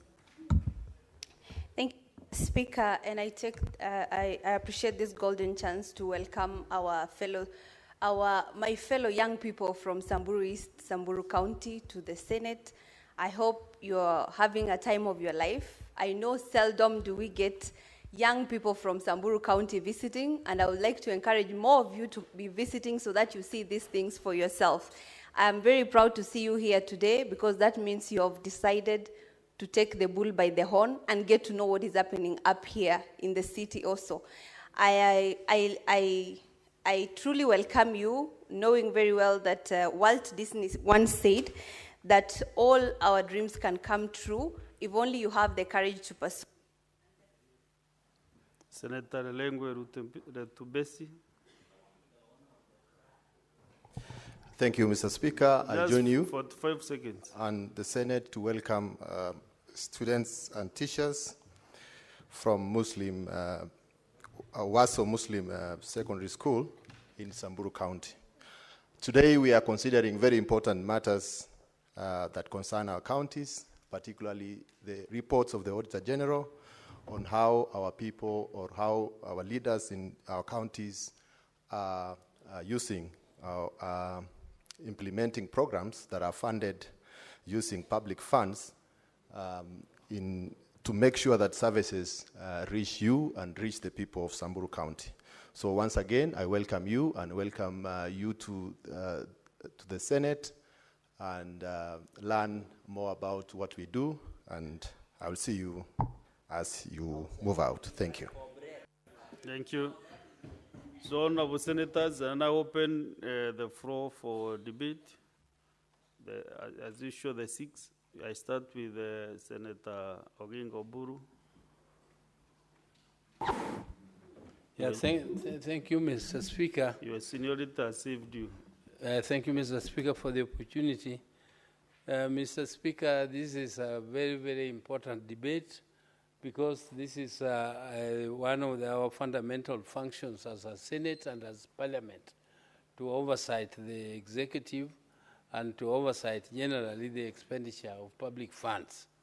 Mr. Speaker, in Uganda they take it so seriously that in the Public Accounts Committee attended to, there is a policeman from the CID sitting together with parliamentarians.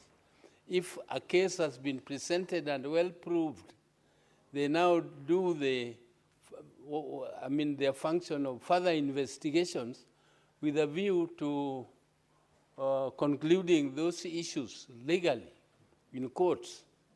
And here, Mr. Speaker, we need to do, I think we need to do the same, because there is a lot of carelessness in dealing with the resolutions of the House.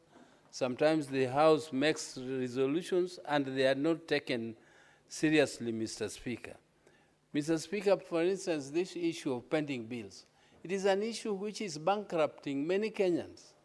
And I'm surprised that even in the assemblies are having the issues of pending bills. Mr. Speaker, the assemblies should be the forefront as the elected representatives of the people to lead the executive. Because we also expect them to do their proper function of primary oversight in their counties, Mr. Speaker, which we are also informed by the Public Accounts Chair that they don't do. They leave almost everything to the Senate and the National Assembly to do the oversight functions, which is primarily theirs. Mr. Speaker, I also want to emphasize the need for the counties to have autonomy.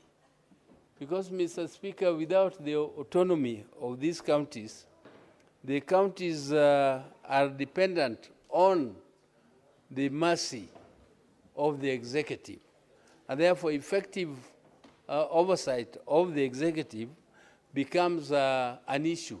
It becomes difficult for them to oversight the people who are actually calling the strings of the purse. Somebody who pulls the strings of the purse is the one who calls what? Is the one who...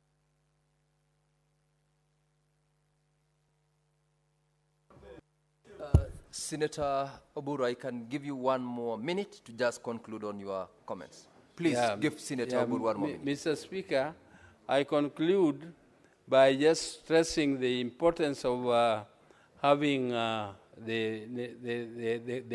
autonomy of the county assemblies, and stress that they should continue to do their primary oversight, and that will make our work here much easier if they do proper oversight on their own, Mr. Speaker.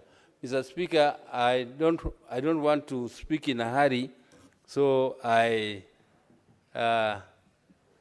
thank you very much for... Thank you, Senator Oburu. Senator Chesang Alan.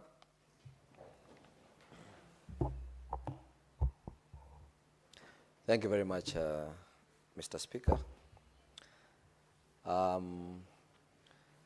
Speaker, I'd like to support this motion. But, Mr. Speaker, as we continue sending money to the county governments, Mr. Speaker, I think we should be very, very keen on our role as the Senate to oversight, Mr. Speaker.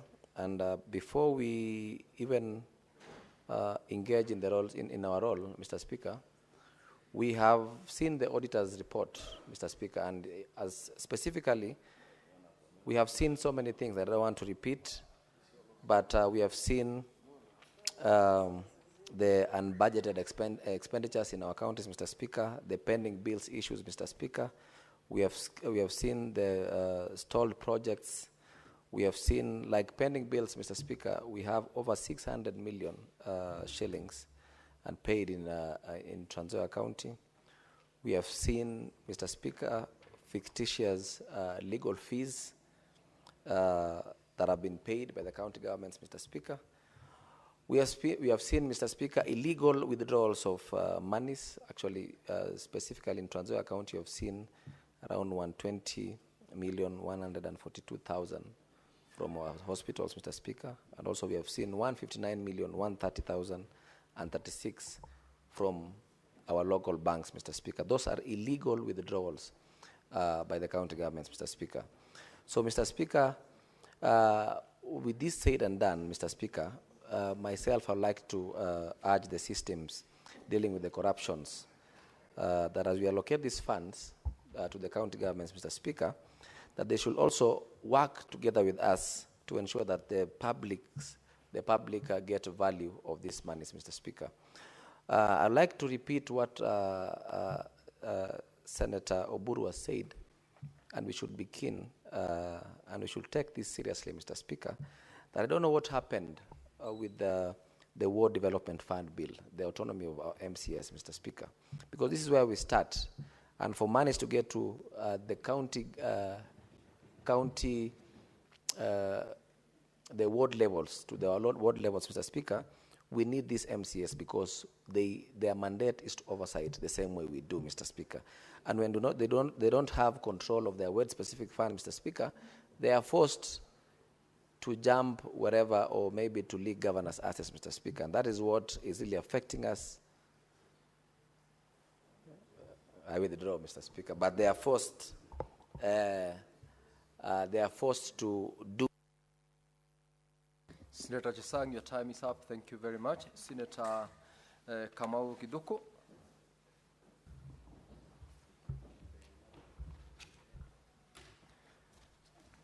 Thank you very much, Mr. Speaker. Mr. Speaker, I thank you for giving me this opportunity to contribute into this very important report. Honorable Speaker, I want first of all to congratulate the team led by the distinguished senator for Homa Bay because of the exemplary job that they have done of scrutinizing both the county governments and the county assemblies. Honorable Speaker, the issue of pending bills is like a thorn in the flesh, Honorable Speaker. The issue of pending bills has been a problem in most county government and county assemblies. Mr. Speaker, you will note that there was a time a popular motion was brought here by one of our distinguished senators, the Senator Ledama. And actually, Honorable Speaker, the motion was trying to highlight on how the pending bills should be dealt with. Honorable Speaker, we cannot be passing motions here. We cannot be passing things on the floor of this House, and they are not taken into consideration. Honorable Speaker, it seems that whatever we did with that issue of pending bills, Honorable Speaker, was not taken seriously, and nothing has been implemented. Honorable Speaker, I want to call upon the relevant authorities to make sure that the bills or the motions that we passed here regarding the issues of pending bills that are becoming thorns in the flesh, Honorable Speaker, is dealt with once and for all. Honorable Speaker, I want to agree with the Chair for Public Accounts Committee, who is requesting that he be given an authority, or this House allow him to be summoning those county assemblies that are not adhering to the summons that has been issued to them. Mr. Speaker, it is against the law for any county government or county assembly to be summoned to appear before the Public Accounts Committee or any other relevant committee in this House, and they fail to attend. Honorable Speaker, I am of an opinion that a very strict measures be taken against all those county government and county assemblies that sometimes, Honorable Speaker, see to it that they don't attend to summons that has been issued to them to appear before this House that has been mandated by the Constitution to take care and interest of counties and its government, Honorable Speaker. With us, Honorable Speaker, I support. Now with that, honorable members, I now call upon the mover to reply. Mr. Speaker, I beg to reply and thank all my colleagues who have made their comments, and also to assure the House that if given the opportunity to follow up these matters, we shall do it in a manner that respects the authority and constitutional mandate of county assemblies. We know that they are distinct, we know that they are constitutional entities, and even when we are seeking accountability from the county assemblies, we'll be very, very careful not to cross the lines and to blur the independence of county assemblies vis-a-vis Parliament. Mr. Speaker, I beg to reply. And I also rise, Mr. Speaker, sir, pursuant to Standing Order 66.3, to request that putting of the question on this motion be deferred until the conclusion of debate on other motions in the order paper. Thank you, Mr. Speaker. Thank you, Senator Kajwang. And on the request of the chairperson, putting of the question is deferred to the next sitting. Clerk, call the next order.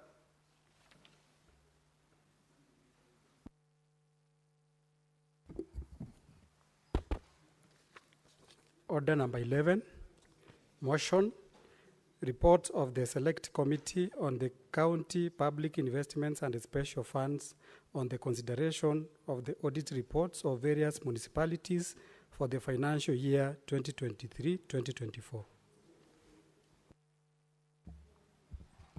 Chair Sipik. Thank you, Mr. Speaker. Mr. Speaker, I beg to move that the Senate adopts the reports of the Select Committee on County Public Investments and Special Funds on the consideration of the audit report for the financial year 2023-2024 for Diani, Eldoret, Iten, Kapsabet, Kakamega, Kilifi, Kisii, Kinango, Kwale, Lamu, Lungalunga, Malindi, Mumias, Mwatate, Nyamira, Voi, Wote municipalities laid on the table of the Senate on Thursday, 27th March 2025, and approves the recommendation of the committee on the financial statement of the respective municipalities for the financial year 2023-2024. Mr. Speaker, I want to say that we have had a very rigorous 3-week considering various reports in line with the Article 229 so that we can beat the deadline of 31st of March. It was not easy, but I can say we have handled a significant number of reports for municipalities for the financial year 2023-2024. And I want to, first of all, commend the Office of the Auditor General for considering the financial statements for municipalities. Mr. Speaker, it is now in the 3rd year when the Auditor General is now looking at the statements for municipalities. And you know, a lot of donor funding is being put in these municipalities, and even transfers from county government. And in the past, they were not audited. But the auditor has done a commendable job to audit these municipalities. But Mr. Speaker, the major problems with the municipalities at the moment is lack of independence of the management and the operations of these municipalities.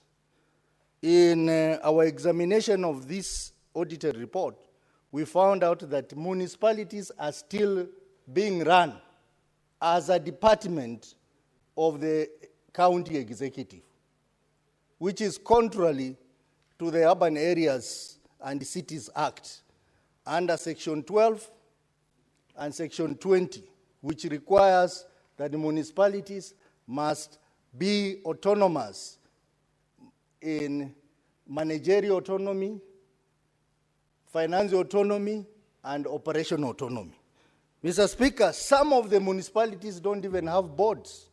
Some of the municipalities don't have municipal managers, even though they have been gazetted.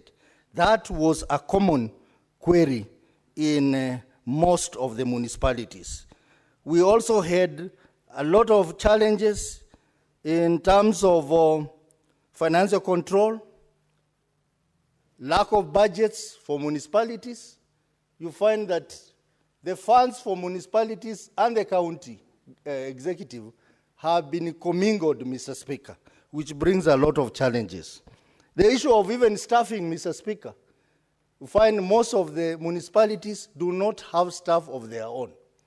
They have staffs who have been seconded from the county executive, which again is contrary to the provisions of Urban Areas and Cities Act. Mr. Speaker, these municipalities are also struggling with bookkeeping issues, accuracy and compliance to international public sector accounting standards, leading to audit queries and raising concern about competence of finance managers. And I also want to add to what the chair of CPAC has said, that it's high time that we took strict action against accounting officers and accountants who clearly violate the Accountants Act. Mr. Speaker, we also had challenges with the late submission of documents.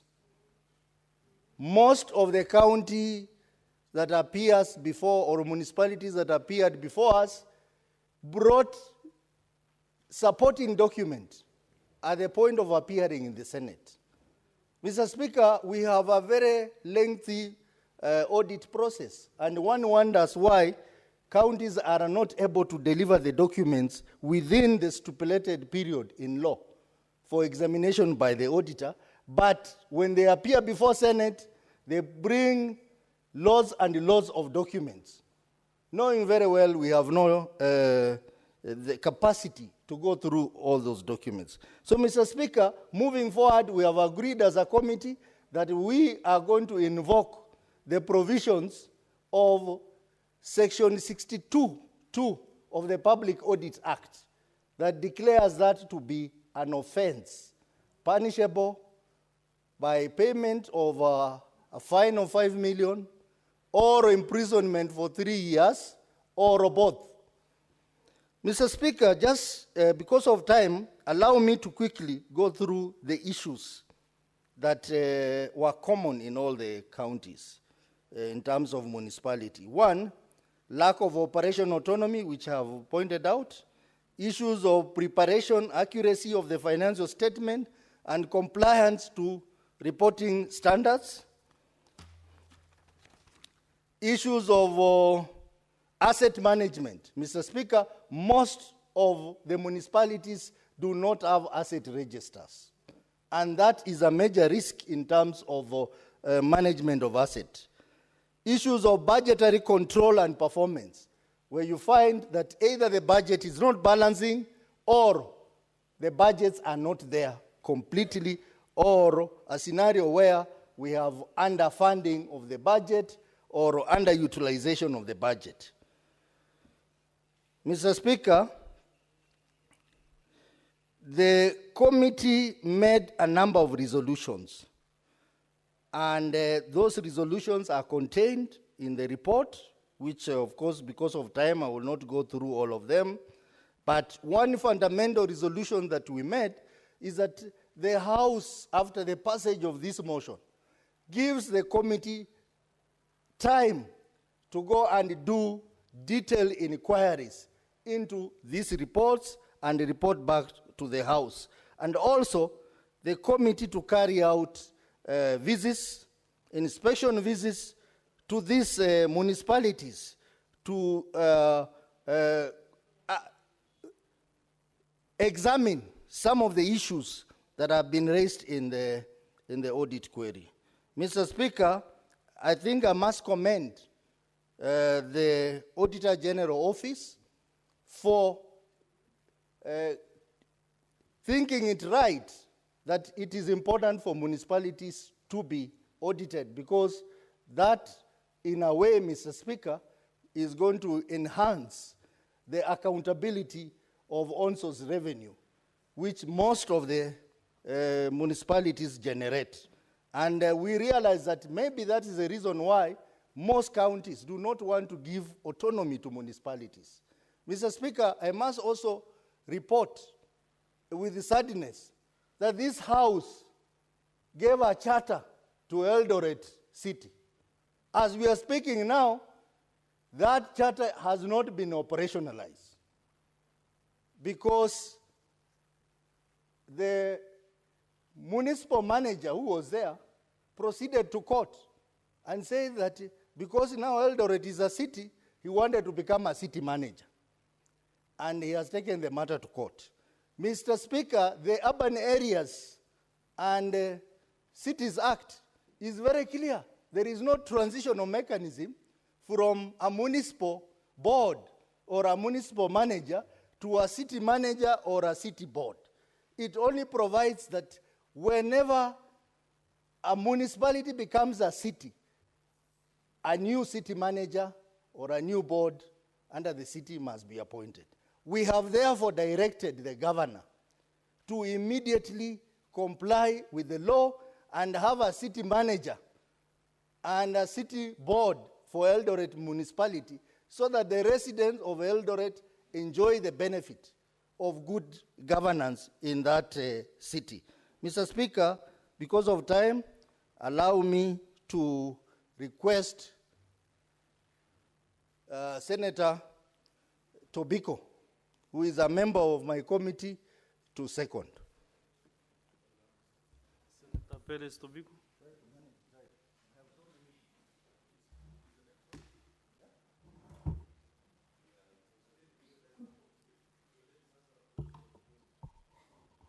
Thank you, Mr. Speaker, for this opportunity. Chair, Mr. Speaker, I rise to second the report of the CP committee as moved by the chairman, Honorable Osotsi. Mr. Speaker, I will not repeat much of what the chair has detailed on the floor.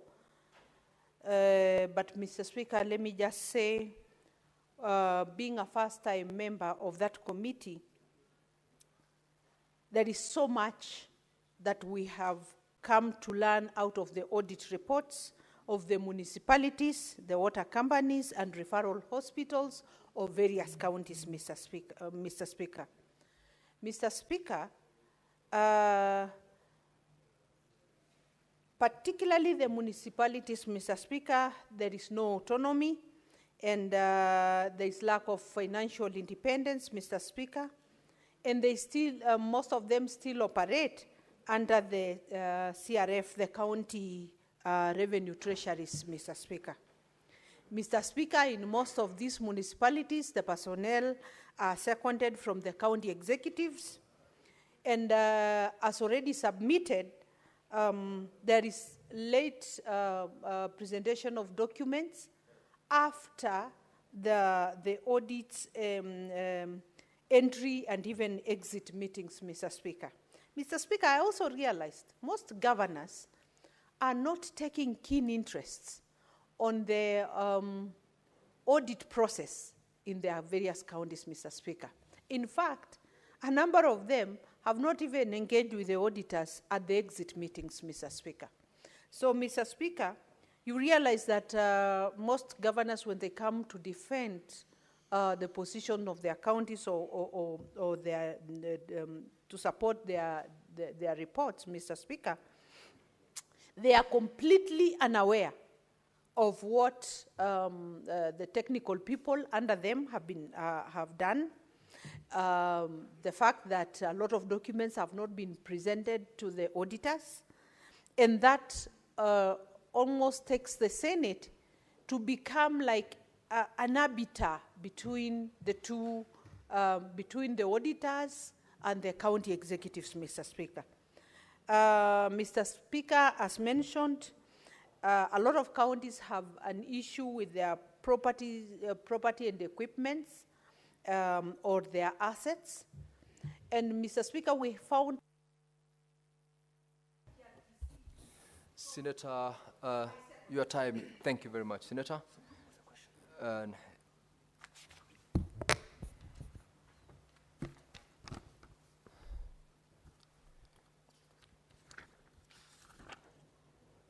Now, honorable senators, I now propose the question that the Senate adopts the reports of the Select Committee on County Public Investments and Special Funds on the consideration of the audit reports for the financial year 2023-2024 for Diani, Eldoret, Iten, Kapsabet, Kakamega, Kilifi, Kisii, Kinango, Kwale, Lamu, Lungalunga, Malindi, Mumias, Mwatate, Nyamira, Voi, and Wote municipalities laid on the table of the Senate on Thursday, 27th of March 2025, and approves the recommendations of the committee on the financial statements of the respective municipalities for the financial year 2023-2024.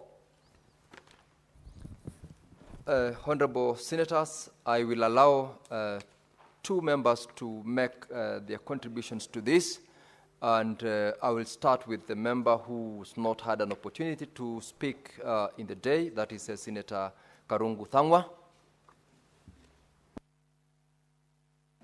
Thank you very much, Mr. Speaker, for this opportunity to support this report. For purposes of housekeeping, Senator Thangwa, you have got 3 minutes to make your comments to this motion. Thank you. Mr. Speaker, I'm a former member of this committee, and of course, I was part of the team that scrutinized this report, Mr. Speaker. And what I can say in support of this report is that municipalities were formed to devolve devolution further, that is in service delivery, Mr. Speaker. But the problem that we have encountered, or we have seen, is that there is no political goodwill and especially from governors, Mr. Speaker. Because governors are afraid that these managers can actually execute a better management of the cities or the municipalities better than the governors can do, Mr. Speaker. Mr. Speaker, if the governors were to let the law take its course and let these boards and municipality boards and the managers do their work, Mr. Speaker, it would actually help counties to have more when it comes to OSR, that is own source revenue, Mr. Speaker.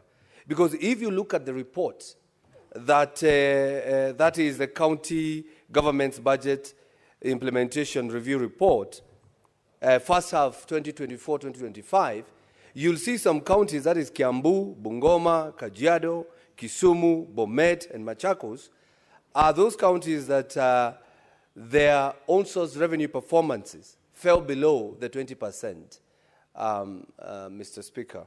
And if you look at some of these counties like Kiambu, Kisumu, and Machakos, if they were to give the independence to the municipality boards and the managers, Mr. Speaker, we won't be talking about these issues of own source revenue being below what they had wanted to collect, Mr. Speaker.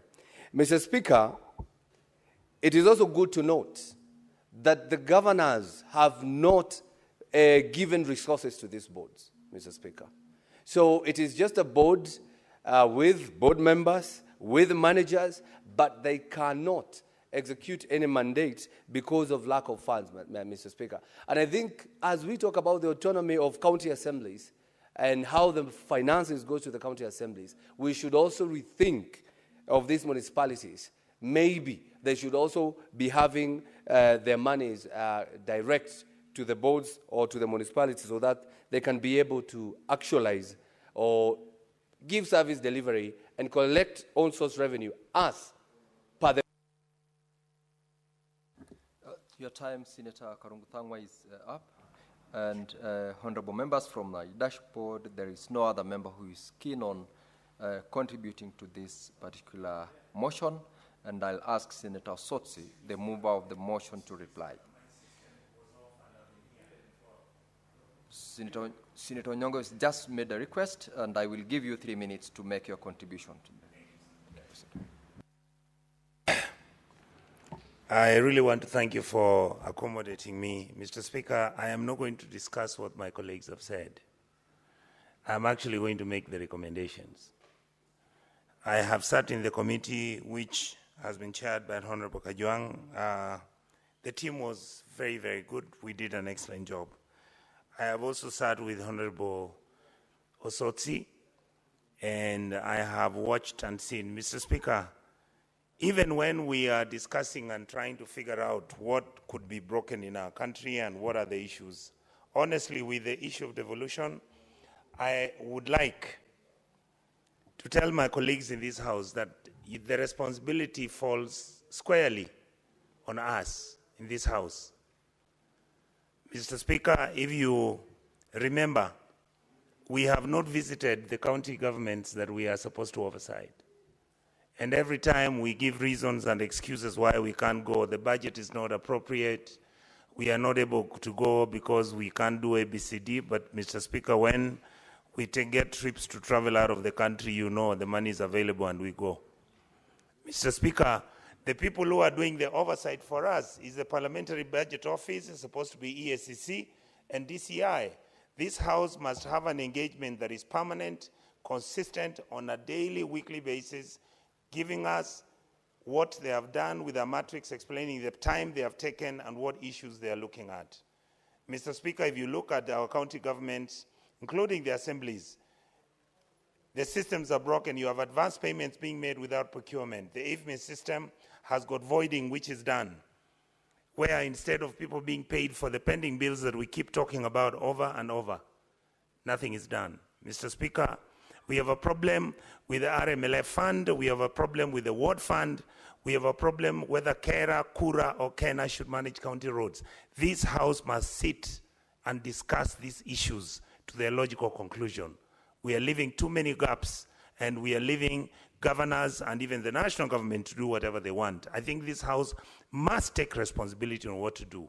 For those counties that are doing well, like 11 that are running their budgetary allocations, I mean their HR allocations are 30% of whatever they are receiving for development expenditure. Those that are 11 must be rewarded. We must begin to give people credit where they deserve. We can't assume that everybody's free. Donor funds, we are not working on them well. We have governors providing late submissions of documents. We must be in a situation whereby we can begin to genuinely, from this House, rate the governors who are doing well and rate the ones who are useless, so that then we can be in a position for the public. Thank you, Senator Onyonga. Now, Senator Osotsi, you may proceed to reply. Senator Osotsi.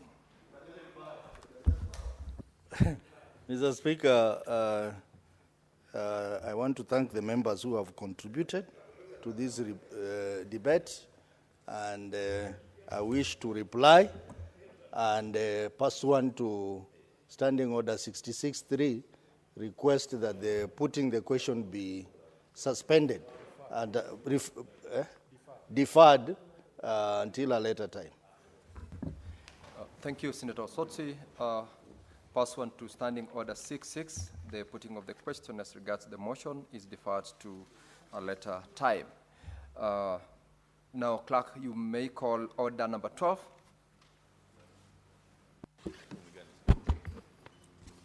Order number 12, motion, reports of the Select Committee on the County Public Investments and Special Funds on the consideration of the audit reports of various county water service providers for the financial year 2023-2024.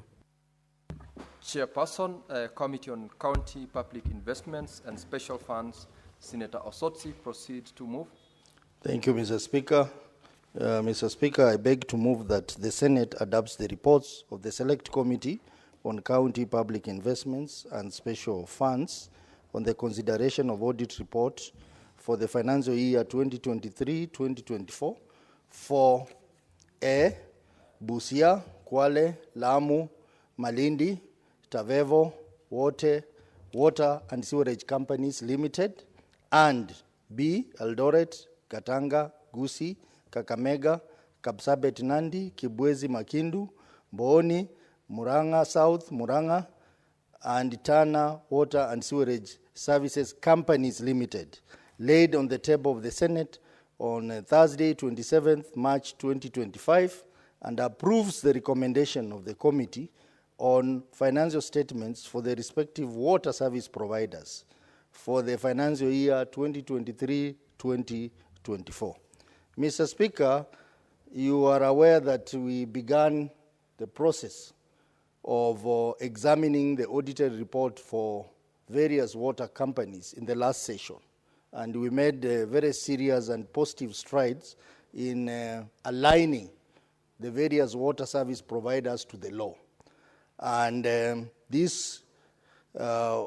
we have had another second chance to look at the reports for the year 2023-2024. Though there is some improvement, but the challenges that were there originally, Mr. Speaker, are still there. We found out the following challenges as contained in the audit report. The matter of material uncertainty relating to going concern, which basically meant insolvency, is still a challenge in many of the water companies. The issue of high non-revenue water, where the standard industrial benchmark is 25%, most of these water companies are beyond 25%, which basically means that the water they produce is wasted and not billed or accounted for. The issue of unaccounted or unauthorized use of customer deposits is common. The issue of non-compliance to fiscal responsibility, especially on matters of excess wage bill, is there. The issue of outstanding trade receivables, that's the people who owe these water companies money, it is still a challenge. The issue of accuracy of the financial statements and errors in the financial statement is key. And also, Mr. Speaker, the issue of non-remittance of statutory deduction, issues of budget control and performance. Mr. Speaker, all these issues are contained in that big report that I have tabled, and I hope members will have an opportunity to look through and know the status of water companies in their counties. Mr. Speaker, I wish to request that that the report that we have tabled before this House, that has numerous resolutions, be adopted by this House, and particularly there is the resolution to grant the committee more time to undertake detailed inquiries on the outstanding fiduciary risk queries that have been raised by the Auditor General in her report. We have further resolved that we would be meeting, arranging meetings in this county to physically inspect some of the issues that were raised in the report. Mr. Speaker, with those few remarks, I want to request Senator Tobiko to second. Senator Paris Tobiko. Chair, I second.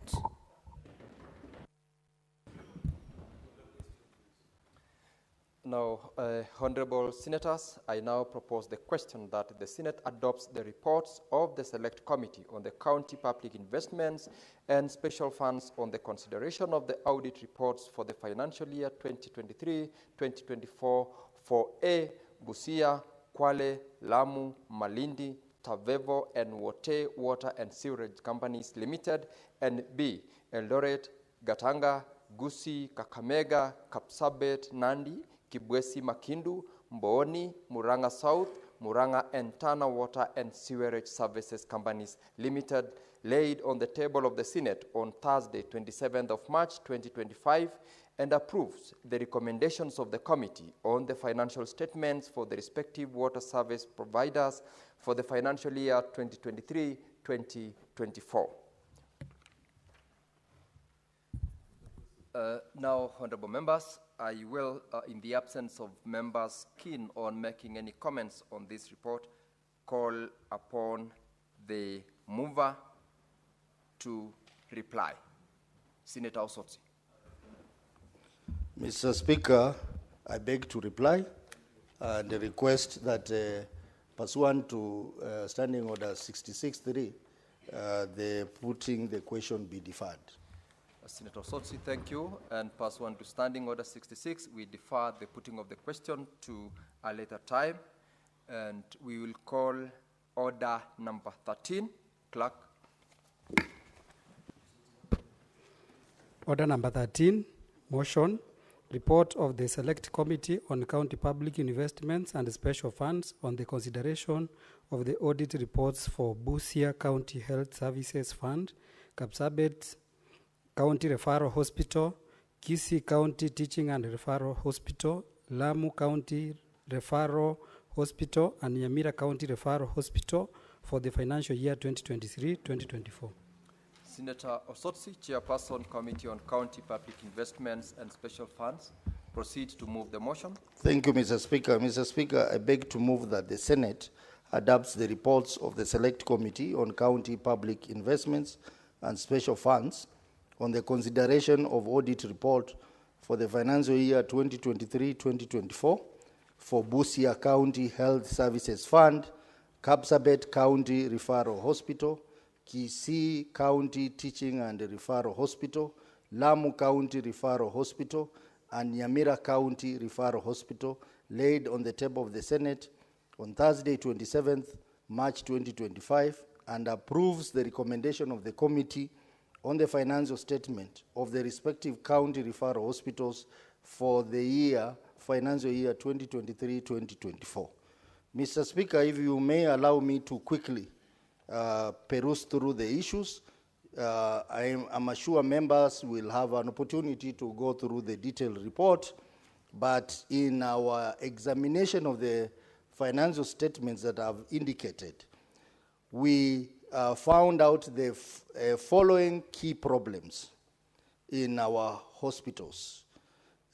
We had issues with employment and contractual issues. Most of the hospitals rely on casual staff, bloated casual staff who have even stayed in those places for longer period of time, 3 years to even 5 years. We had issues of lack of automation, particularly the billing system in most of these hospitals was not working. Stores management, issues of stock out, delays, and expired drugs were common in these hospitals. We had also the issues of accuracy, errors, and bookkeeping issues as far as financial statements are concerned, issues of non-remittance of statutory deductions, issues of budgetary control and performance, and issues of non-transfer of assets. Most of these hospitals do not even have asset register, Mr. Speaker. Mr. Speaker, we also saw a lot of instances of breach of various provisions of the law. And most importantly, Mr. Speaker, just like municipalities, these hospitals are still being managed as a department of the executive. Their finances are being controlled from the executive, and even staffing and a lot of internal controls are not working, Mr. Speaker. Mr. Speaker, we have made a raft of recommendation, but most importantly, we wish to request this House to give us more time to undertake detailed inquiries on the outstanding high fiduciary risk queries on all the hospitals in our 47 counties, Mr. Speaker. Mr. Speaker, with those few remarks, I wish to request Senator Tobiko to second. Senator Tobiko, proceed to second this motion. Mr. Speaker, in the interest of time, I second.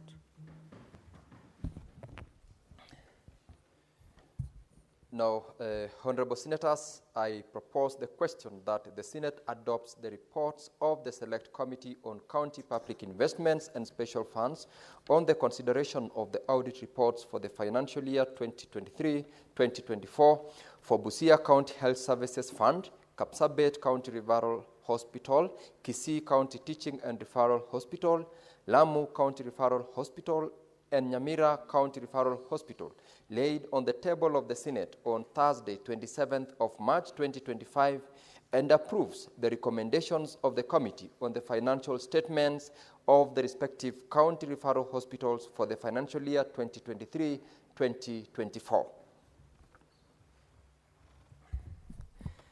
Again, similar to the previous motion, in the absence of members interested in making additional comments to this, I will call upon the chairperson, Senator Osotsi, to reply.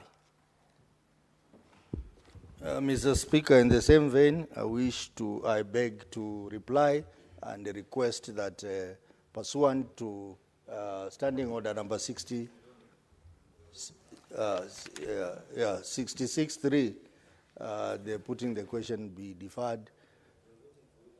Okay, we are voting for it now. So, Mr. Speaker, I just beg to reply.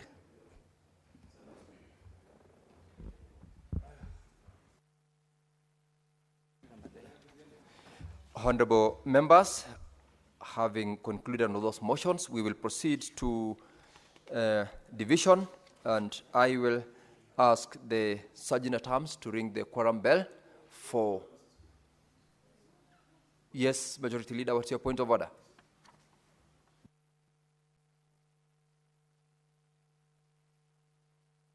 Give the Majority Leader the microphone, clerk. I beg for your indulgence, Mr. Speaker. There is another critical matter we are handling. We just want to request that you allow the mover to reply in 30 seconds also, so that we vote for it together. Yeah. Which one is this, Majority Leader? Additional allocation. The mover had not replied. The mover is, I actually moved the motion, the bill. I will reply in 30 seconds, Mr. Speaker. Then we vote together with all the 6. needs to call the order first. That is order. What order number?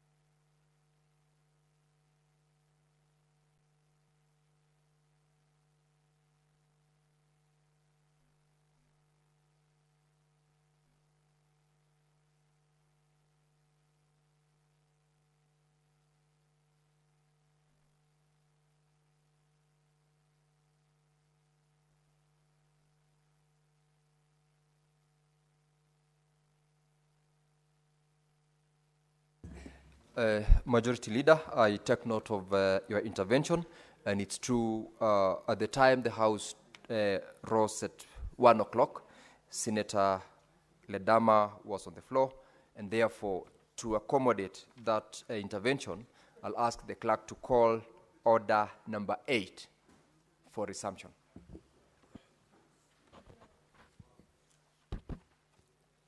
Order number 8. Resumption of motion. The County Government's Additional Allocations Bill, Senate Bills number 1 of 2025, second reading. Honorable members, at the end of the debate in the course of the morning session, Senator Ledama Olekina was on the floor and he had 16 minutes to conclude on his contribution. I have noticed that Senator Olekina is not present in the chamber, and therefore the 16 minutes forfeited. And I have got requests. Senator Tabitha and Senator Osotsi.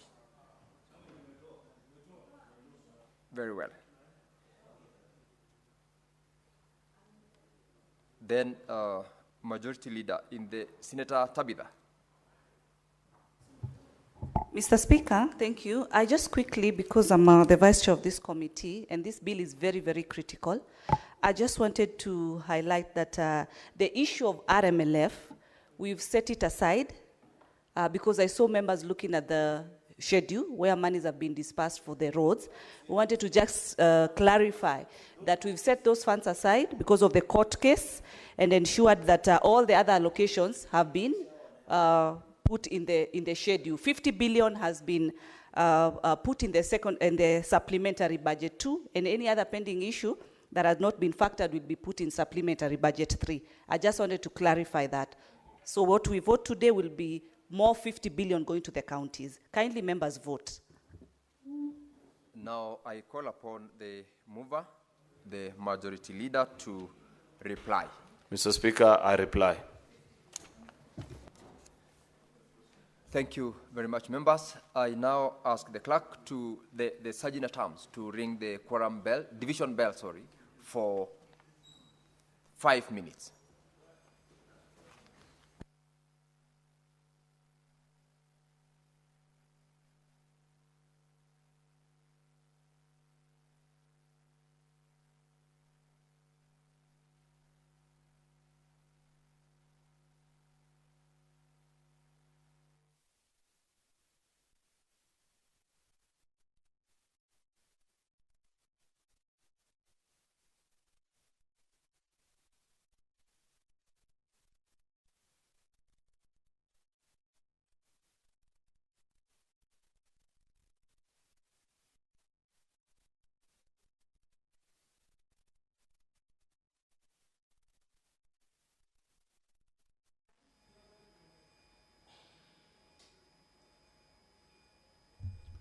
Well, that is the division bell currently on, and that is a bell that will see the senators take a vote on 2 issues.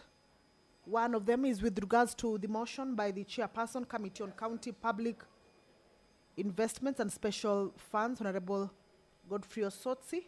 This motion is with regards to reports of the Select Committee on County Public Investments and Special Funds on the consideration of the audit reports of various county water service providers for the financial year 2024.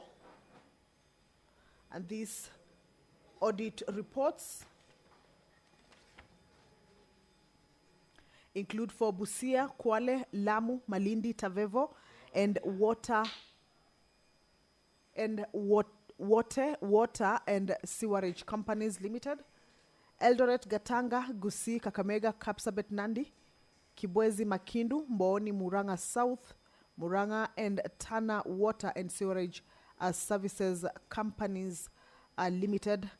This is as it was laid on the table of the Senate this Thursday, the 27th of March, 2025, and the House approving the recommendations of the Committee on the Financial Statements for the respective water service providers for the financial year 2023-2024. This is one of the motions that the senators will be coming to vote on.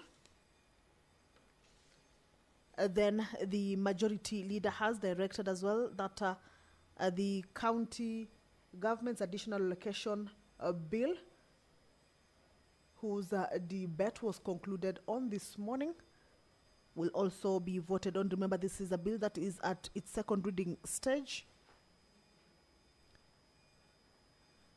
And debate took place extensively during the morning sitting.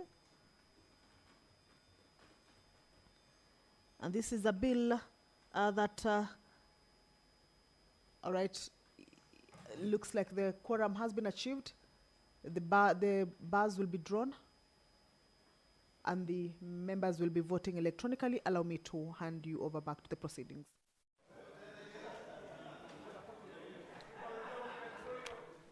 Now, honorable members, order, honorable members. For this, we are going to start with order number 8. Order, honorable members. Deputy Speaker, take your seat.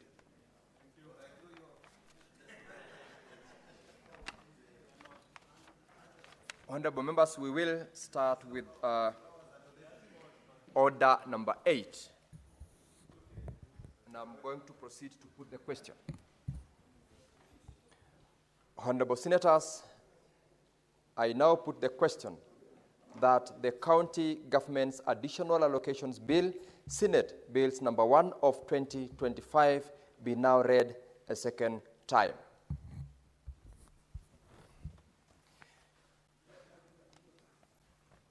You will note that, members, we are going to vote electronically. The system, I believe, is set. Kindly log out from unattended delegates unit. You may proceed to now log in.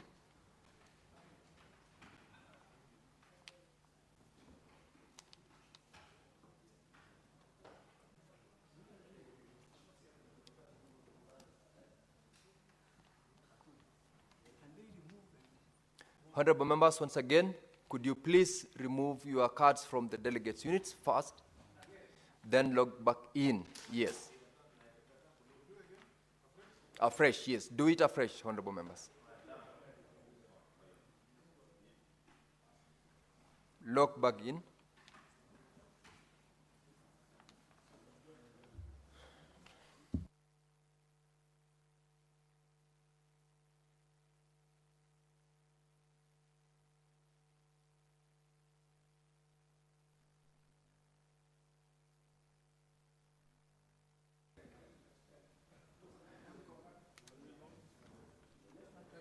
Now, honorable members, we are ready to vote.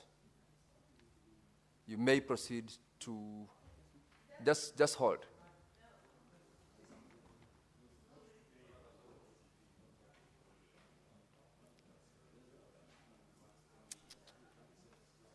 What's happening?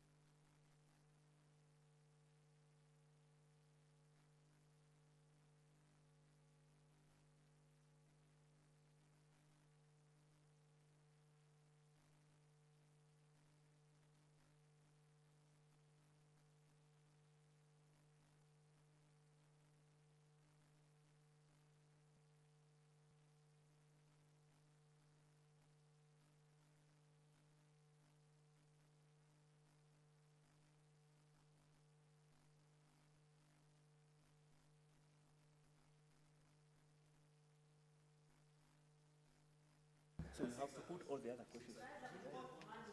All right, honorable members, the system is failing to respond, and we shall resort definitely to a roll call voting.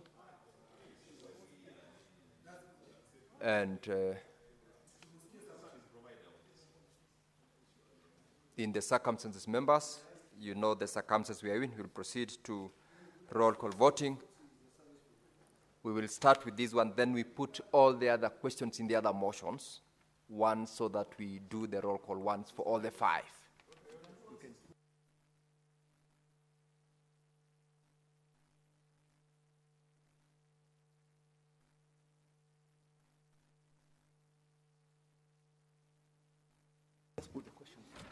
All right, members, just prepare yourselves so that we run the vote in all of them. And I will proceed to put all the questions in all the motions so that we will conduct a roll call once as we vote on all of them.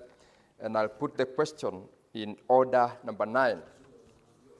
Honorable Senators, I now put the question that the Senate adopts the reports of the Select Committee on County Public Accounts on the consideration of the reports of the Auditor General on the financial statements, Volume 1 and 2 for Mombasa, Kwale, Kilifi, Tana River, Lamu, Taita Taveta, Garissa, Wajir, Mandera, Marsabit, Isiolo, Meru, Tharaka Nithi, Embu, Kitui, Machakos, Makueni, Nyandarua, Nyeri, Kirinyaga, Murang'a, Kiambu, Turkana, West Pokot, Samburu, Trans Nzoia, Uasin Gishu, Elgeyo Marakwet, Nandi, Baringo, Laikipia, Nakuru, Narok, Kajiado, Kericho, Bomet, Kakamega, Vihiga, Bungoma, Busia, Siaya, Kisumu, Homa Bay, Migori, Kisii, Nyamira, and Nairobi City county executives for the financial year 2023-2024 laid on the table of the Senate on Thursday, 27th of March 2025, and approves the recommendations of the Committee on the financial statements and fiduciary risk assessment of the respective county executives for the financial year 2023-2024. I will proceed to put the question on order number 10.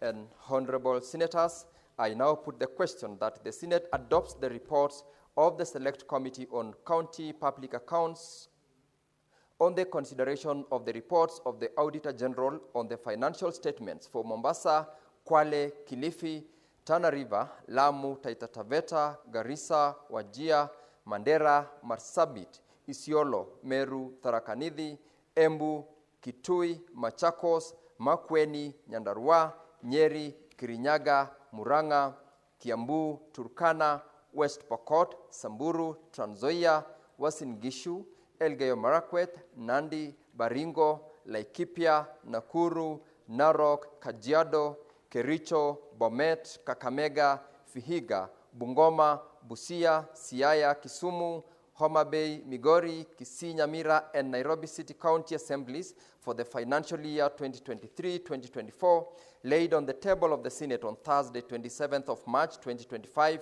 and approves the recommendations of the Committee on the financial statements of the respective county assemblies for the financial year 2023-2024.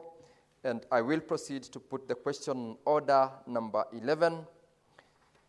And honorable senators, I now proceed to put the question that the Senate adopts the reports of the Select Committee on the County Public Investments and Special Funds on the consideration of the audit reports for the financial year 2023-2024 for Diani, Eldoret, Iten, Kapsabet, Kakamega, Kilifi, Kisii, Kinango, Kwale, Lamu, Lunga, Malindi, Mumias, Mwatate, Nyamira, Voi, and Wote municipalities laid on the table of the Senate on Thursday, 27th of March 2025, and approves the recommendations of the Committee on the financial statements of the respective municipalities for the financial year 2023-2024. Further, honorable senators, I will put the question on order number 12, and honorable senators, I proceed to put the question that the Senate adopts the reports of the Select Committee on county public investments and special funds on the consideration of the audit reports for the financial year 2023-2024 for A, Busia, Kwale, Lamu, Malindi, Tavevo, and Wote Water and Sewerage Companies Limited, and B, Eldoret, Gatanga, Gusii, Kakamega, Kapsabet, Nandi, Kibwesi, Makindu, Mbooni, Muranga South, Muranga and Tana Water and Sewerage Services Companies Limited, laid on the table of the Senate on Thursday, 27th of March, 2025, and approves the recommendations of the Committee on the financial statements for the respective water services providers for the financial year 2023-2024. Further, Honorable Senators, I'll proceed to order number 13, and I now put the question that, Honorable Senators, I put the question that the Senate adopts the reports of the Select Committee on the County Public Investments and Special Funds on the consideration of the audit reports for the financial year 2023-2024 for Busia County Health Services Fund, Kapsabet County Referral Hospital, Kisii County Teaching and Referral Hospital, Lamu County Referral Hospital, and Nyamira County Referral Hospital, laid on the table of the Senate on Thursday, 27th of March, 2025, and approves the recommendations of the Committee on the financial statements of the respective county referral hospitals for the financial year 2023-2024. We may now prepare to vote.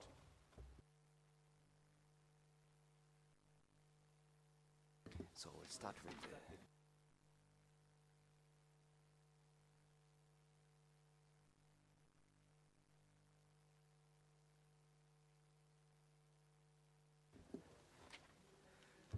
clerk.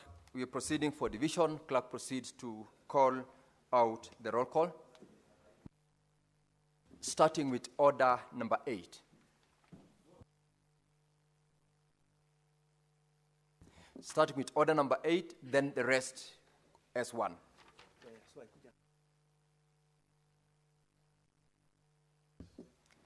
Maybe for purposes of directing members, as you conduct your vote, you will vote on all of them. Once you're called out, as you proceed to vote, vote on all of them. There are 6 of them.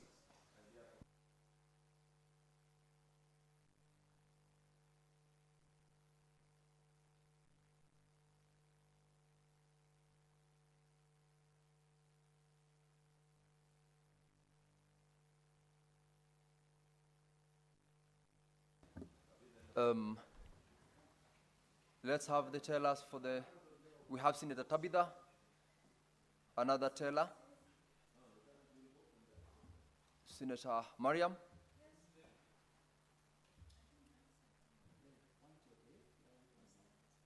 Senator Mariam, proceed to.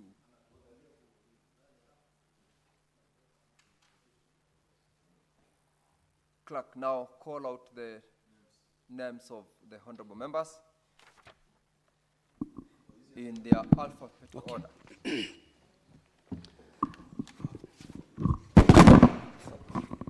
Roll call division.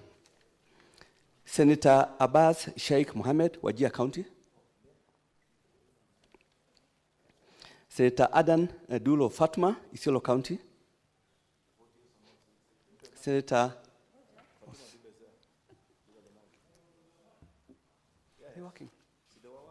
Give the mic to Senator Fatuma Dula.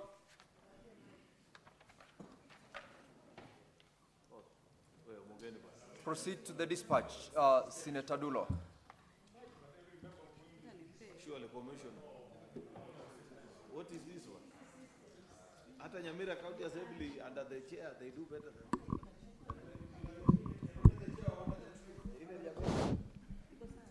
Mr. Speaker, I vote yes for all the bills. All 6. Thank you. Senator Boy Isa Juma, Kwale County. Senator Cherokee Samson, Nandi County. Senator Cheruyot Aaron Kipkirui, Kericho County.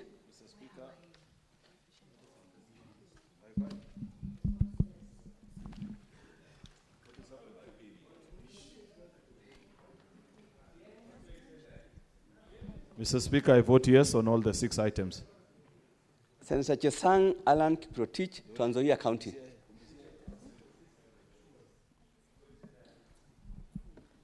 Mr. Speaker, I vote yes for all the 6. Senator Chute Mohammed Said, Marsabit County.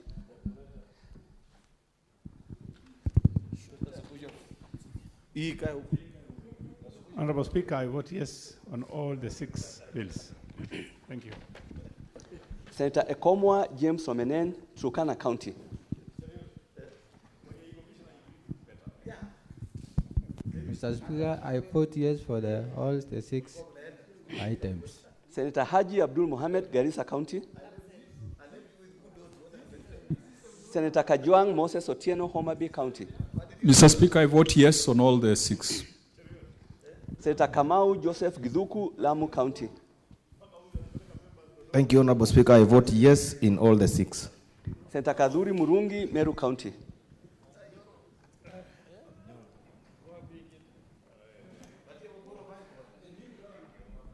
Honorable Speaker, I vote yes on all the 6 items. Senator Keroche Tabitha Karanja, Nakuru County. Senator Khalwale Boni, Kakamega County.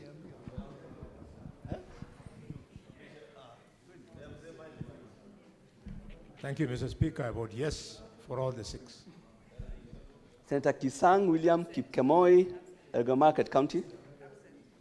Senator Lelegwe Steve Tumbesi, Samburu County.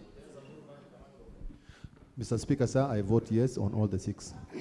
Senator Maanzo Daniel Kitonga, Makueni County. Senator Madhayo Stewart Machiru, Kilifi County. I vote for all the 6. Senator Mandago Jackson Kiplagat, Uasin Gishu County. Honorable Speaker, I vote yes for all the 6 items. Senator Medu John Muhia, Nyandarua County. Senator Mogeni Eric Okongo, Nyamira County. Mr. Speaker, sir, I vote yes in all the 6 bills. Senator Mundigi Alexander Munyi, Embu County. Mr. Speaker, sir, I vote yes for all 6 bills. Senator Mungatana Danson Buya, Tana River County. Senator Murango James Kamau, Kirinyaga County. Mr. Speaker, napiga ndio kwa miswada yote 6. Senator Mudama Agnes Kavindu, Machakos County. Mr. Speaker, I vote yes for all the 6 items. Senator Mwaruma Jones Mwashushe, Taita Taveta County.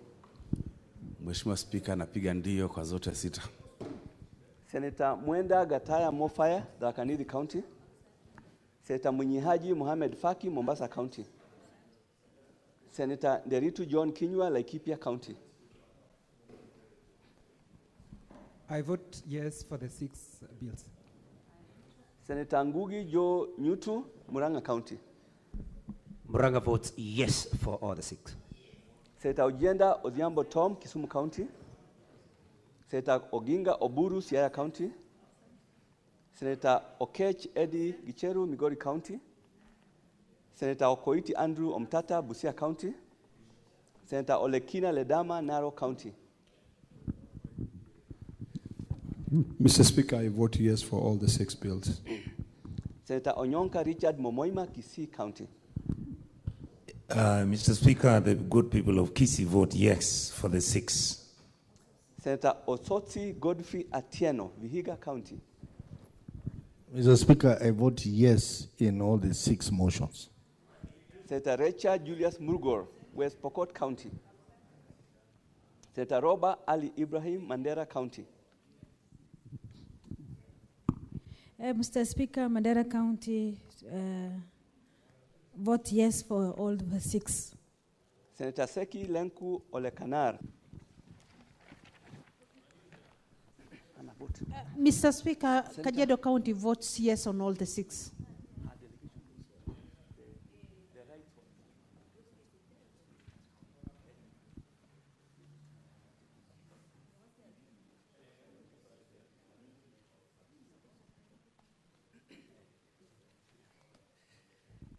Senator Sifuna Edwin Watenya, Nairobi County. Honorable Speaker, I vote yes on the bill and yes on the 5 motions. Senator Dhangwa Paul Karungo, Kiambu County.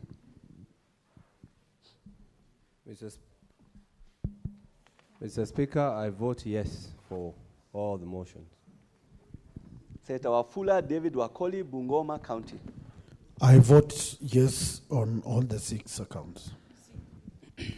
Senator Wakili Hilary Kiprotich Sigei, Bomet County. I vote yes for the bill, and for the 5 motions, I equally vote yes. Senator Wamatinga Wahome, Nyeri County. Senator Wambua Enokio, Kitui County. Kitui votes yes for the bill and yes for the 6 motions. The 5 motions.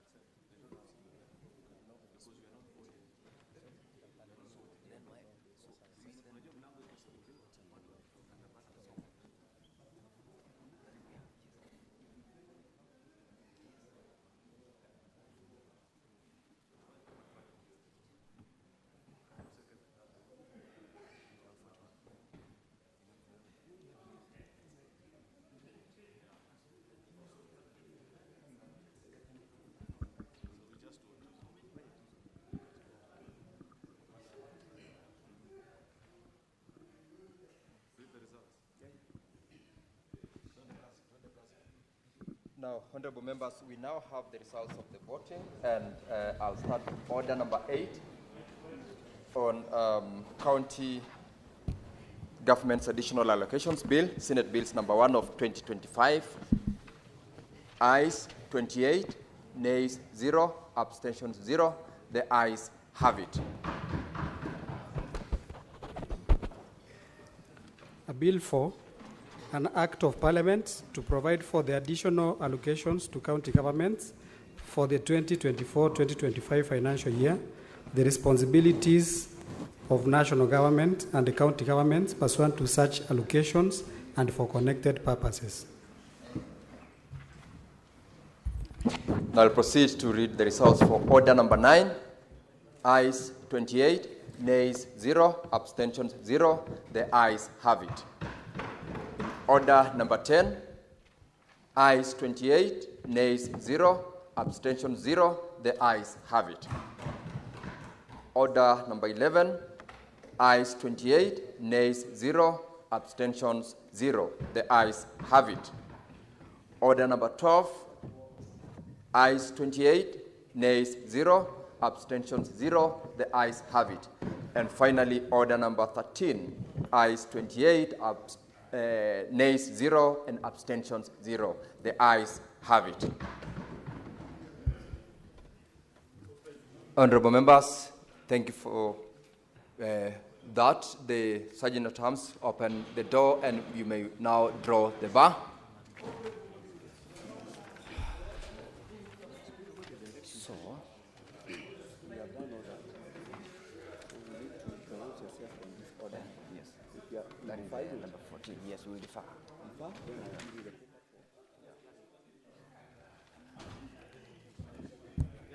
Honorable members, we shall defer order number 14, that is Committee of the Whole, on the County Government's Additional Allocations Bill, Senate number 1 of 2025, to Tuesday, when the House will resume.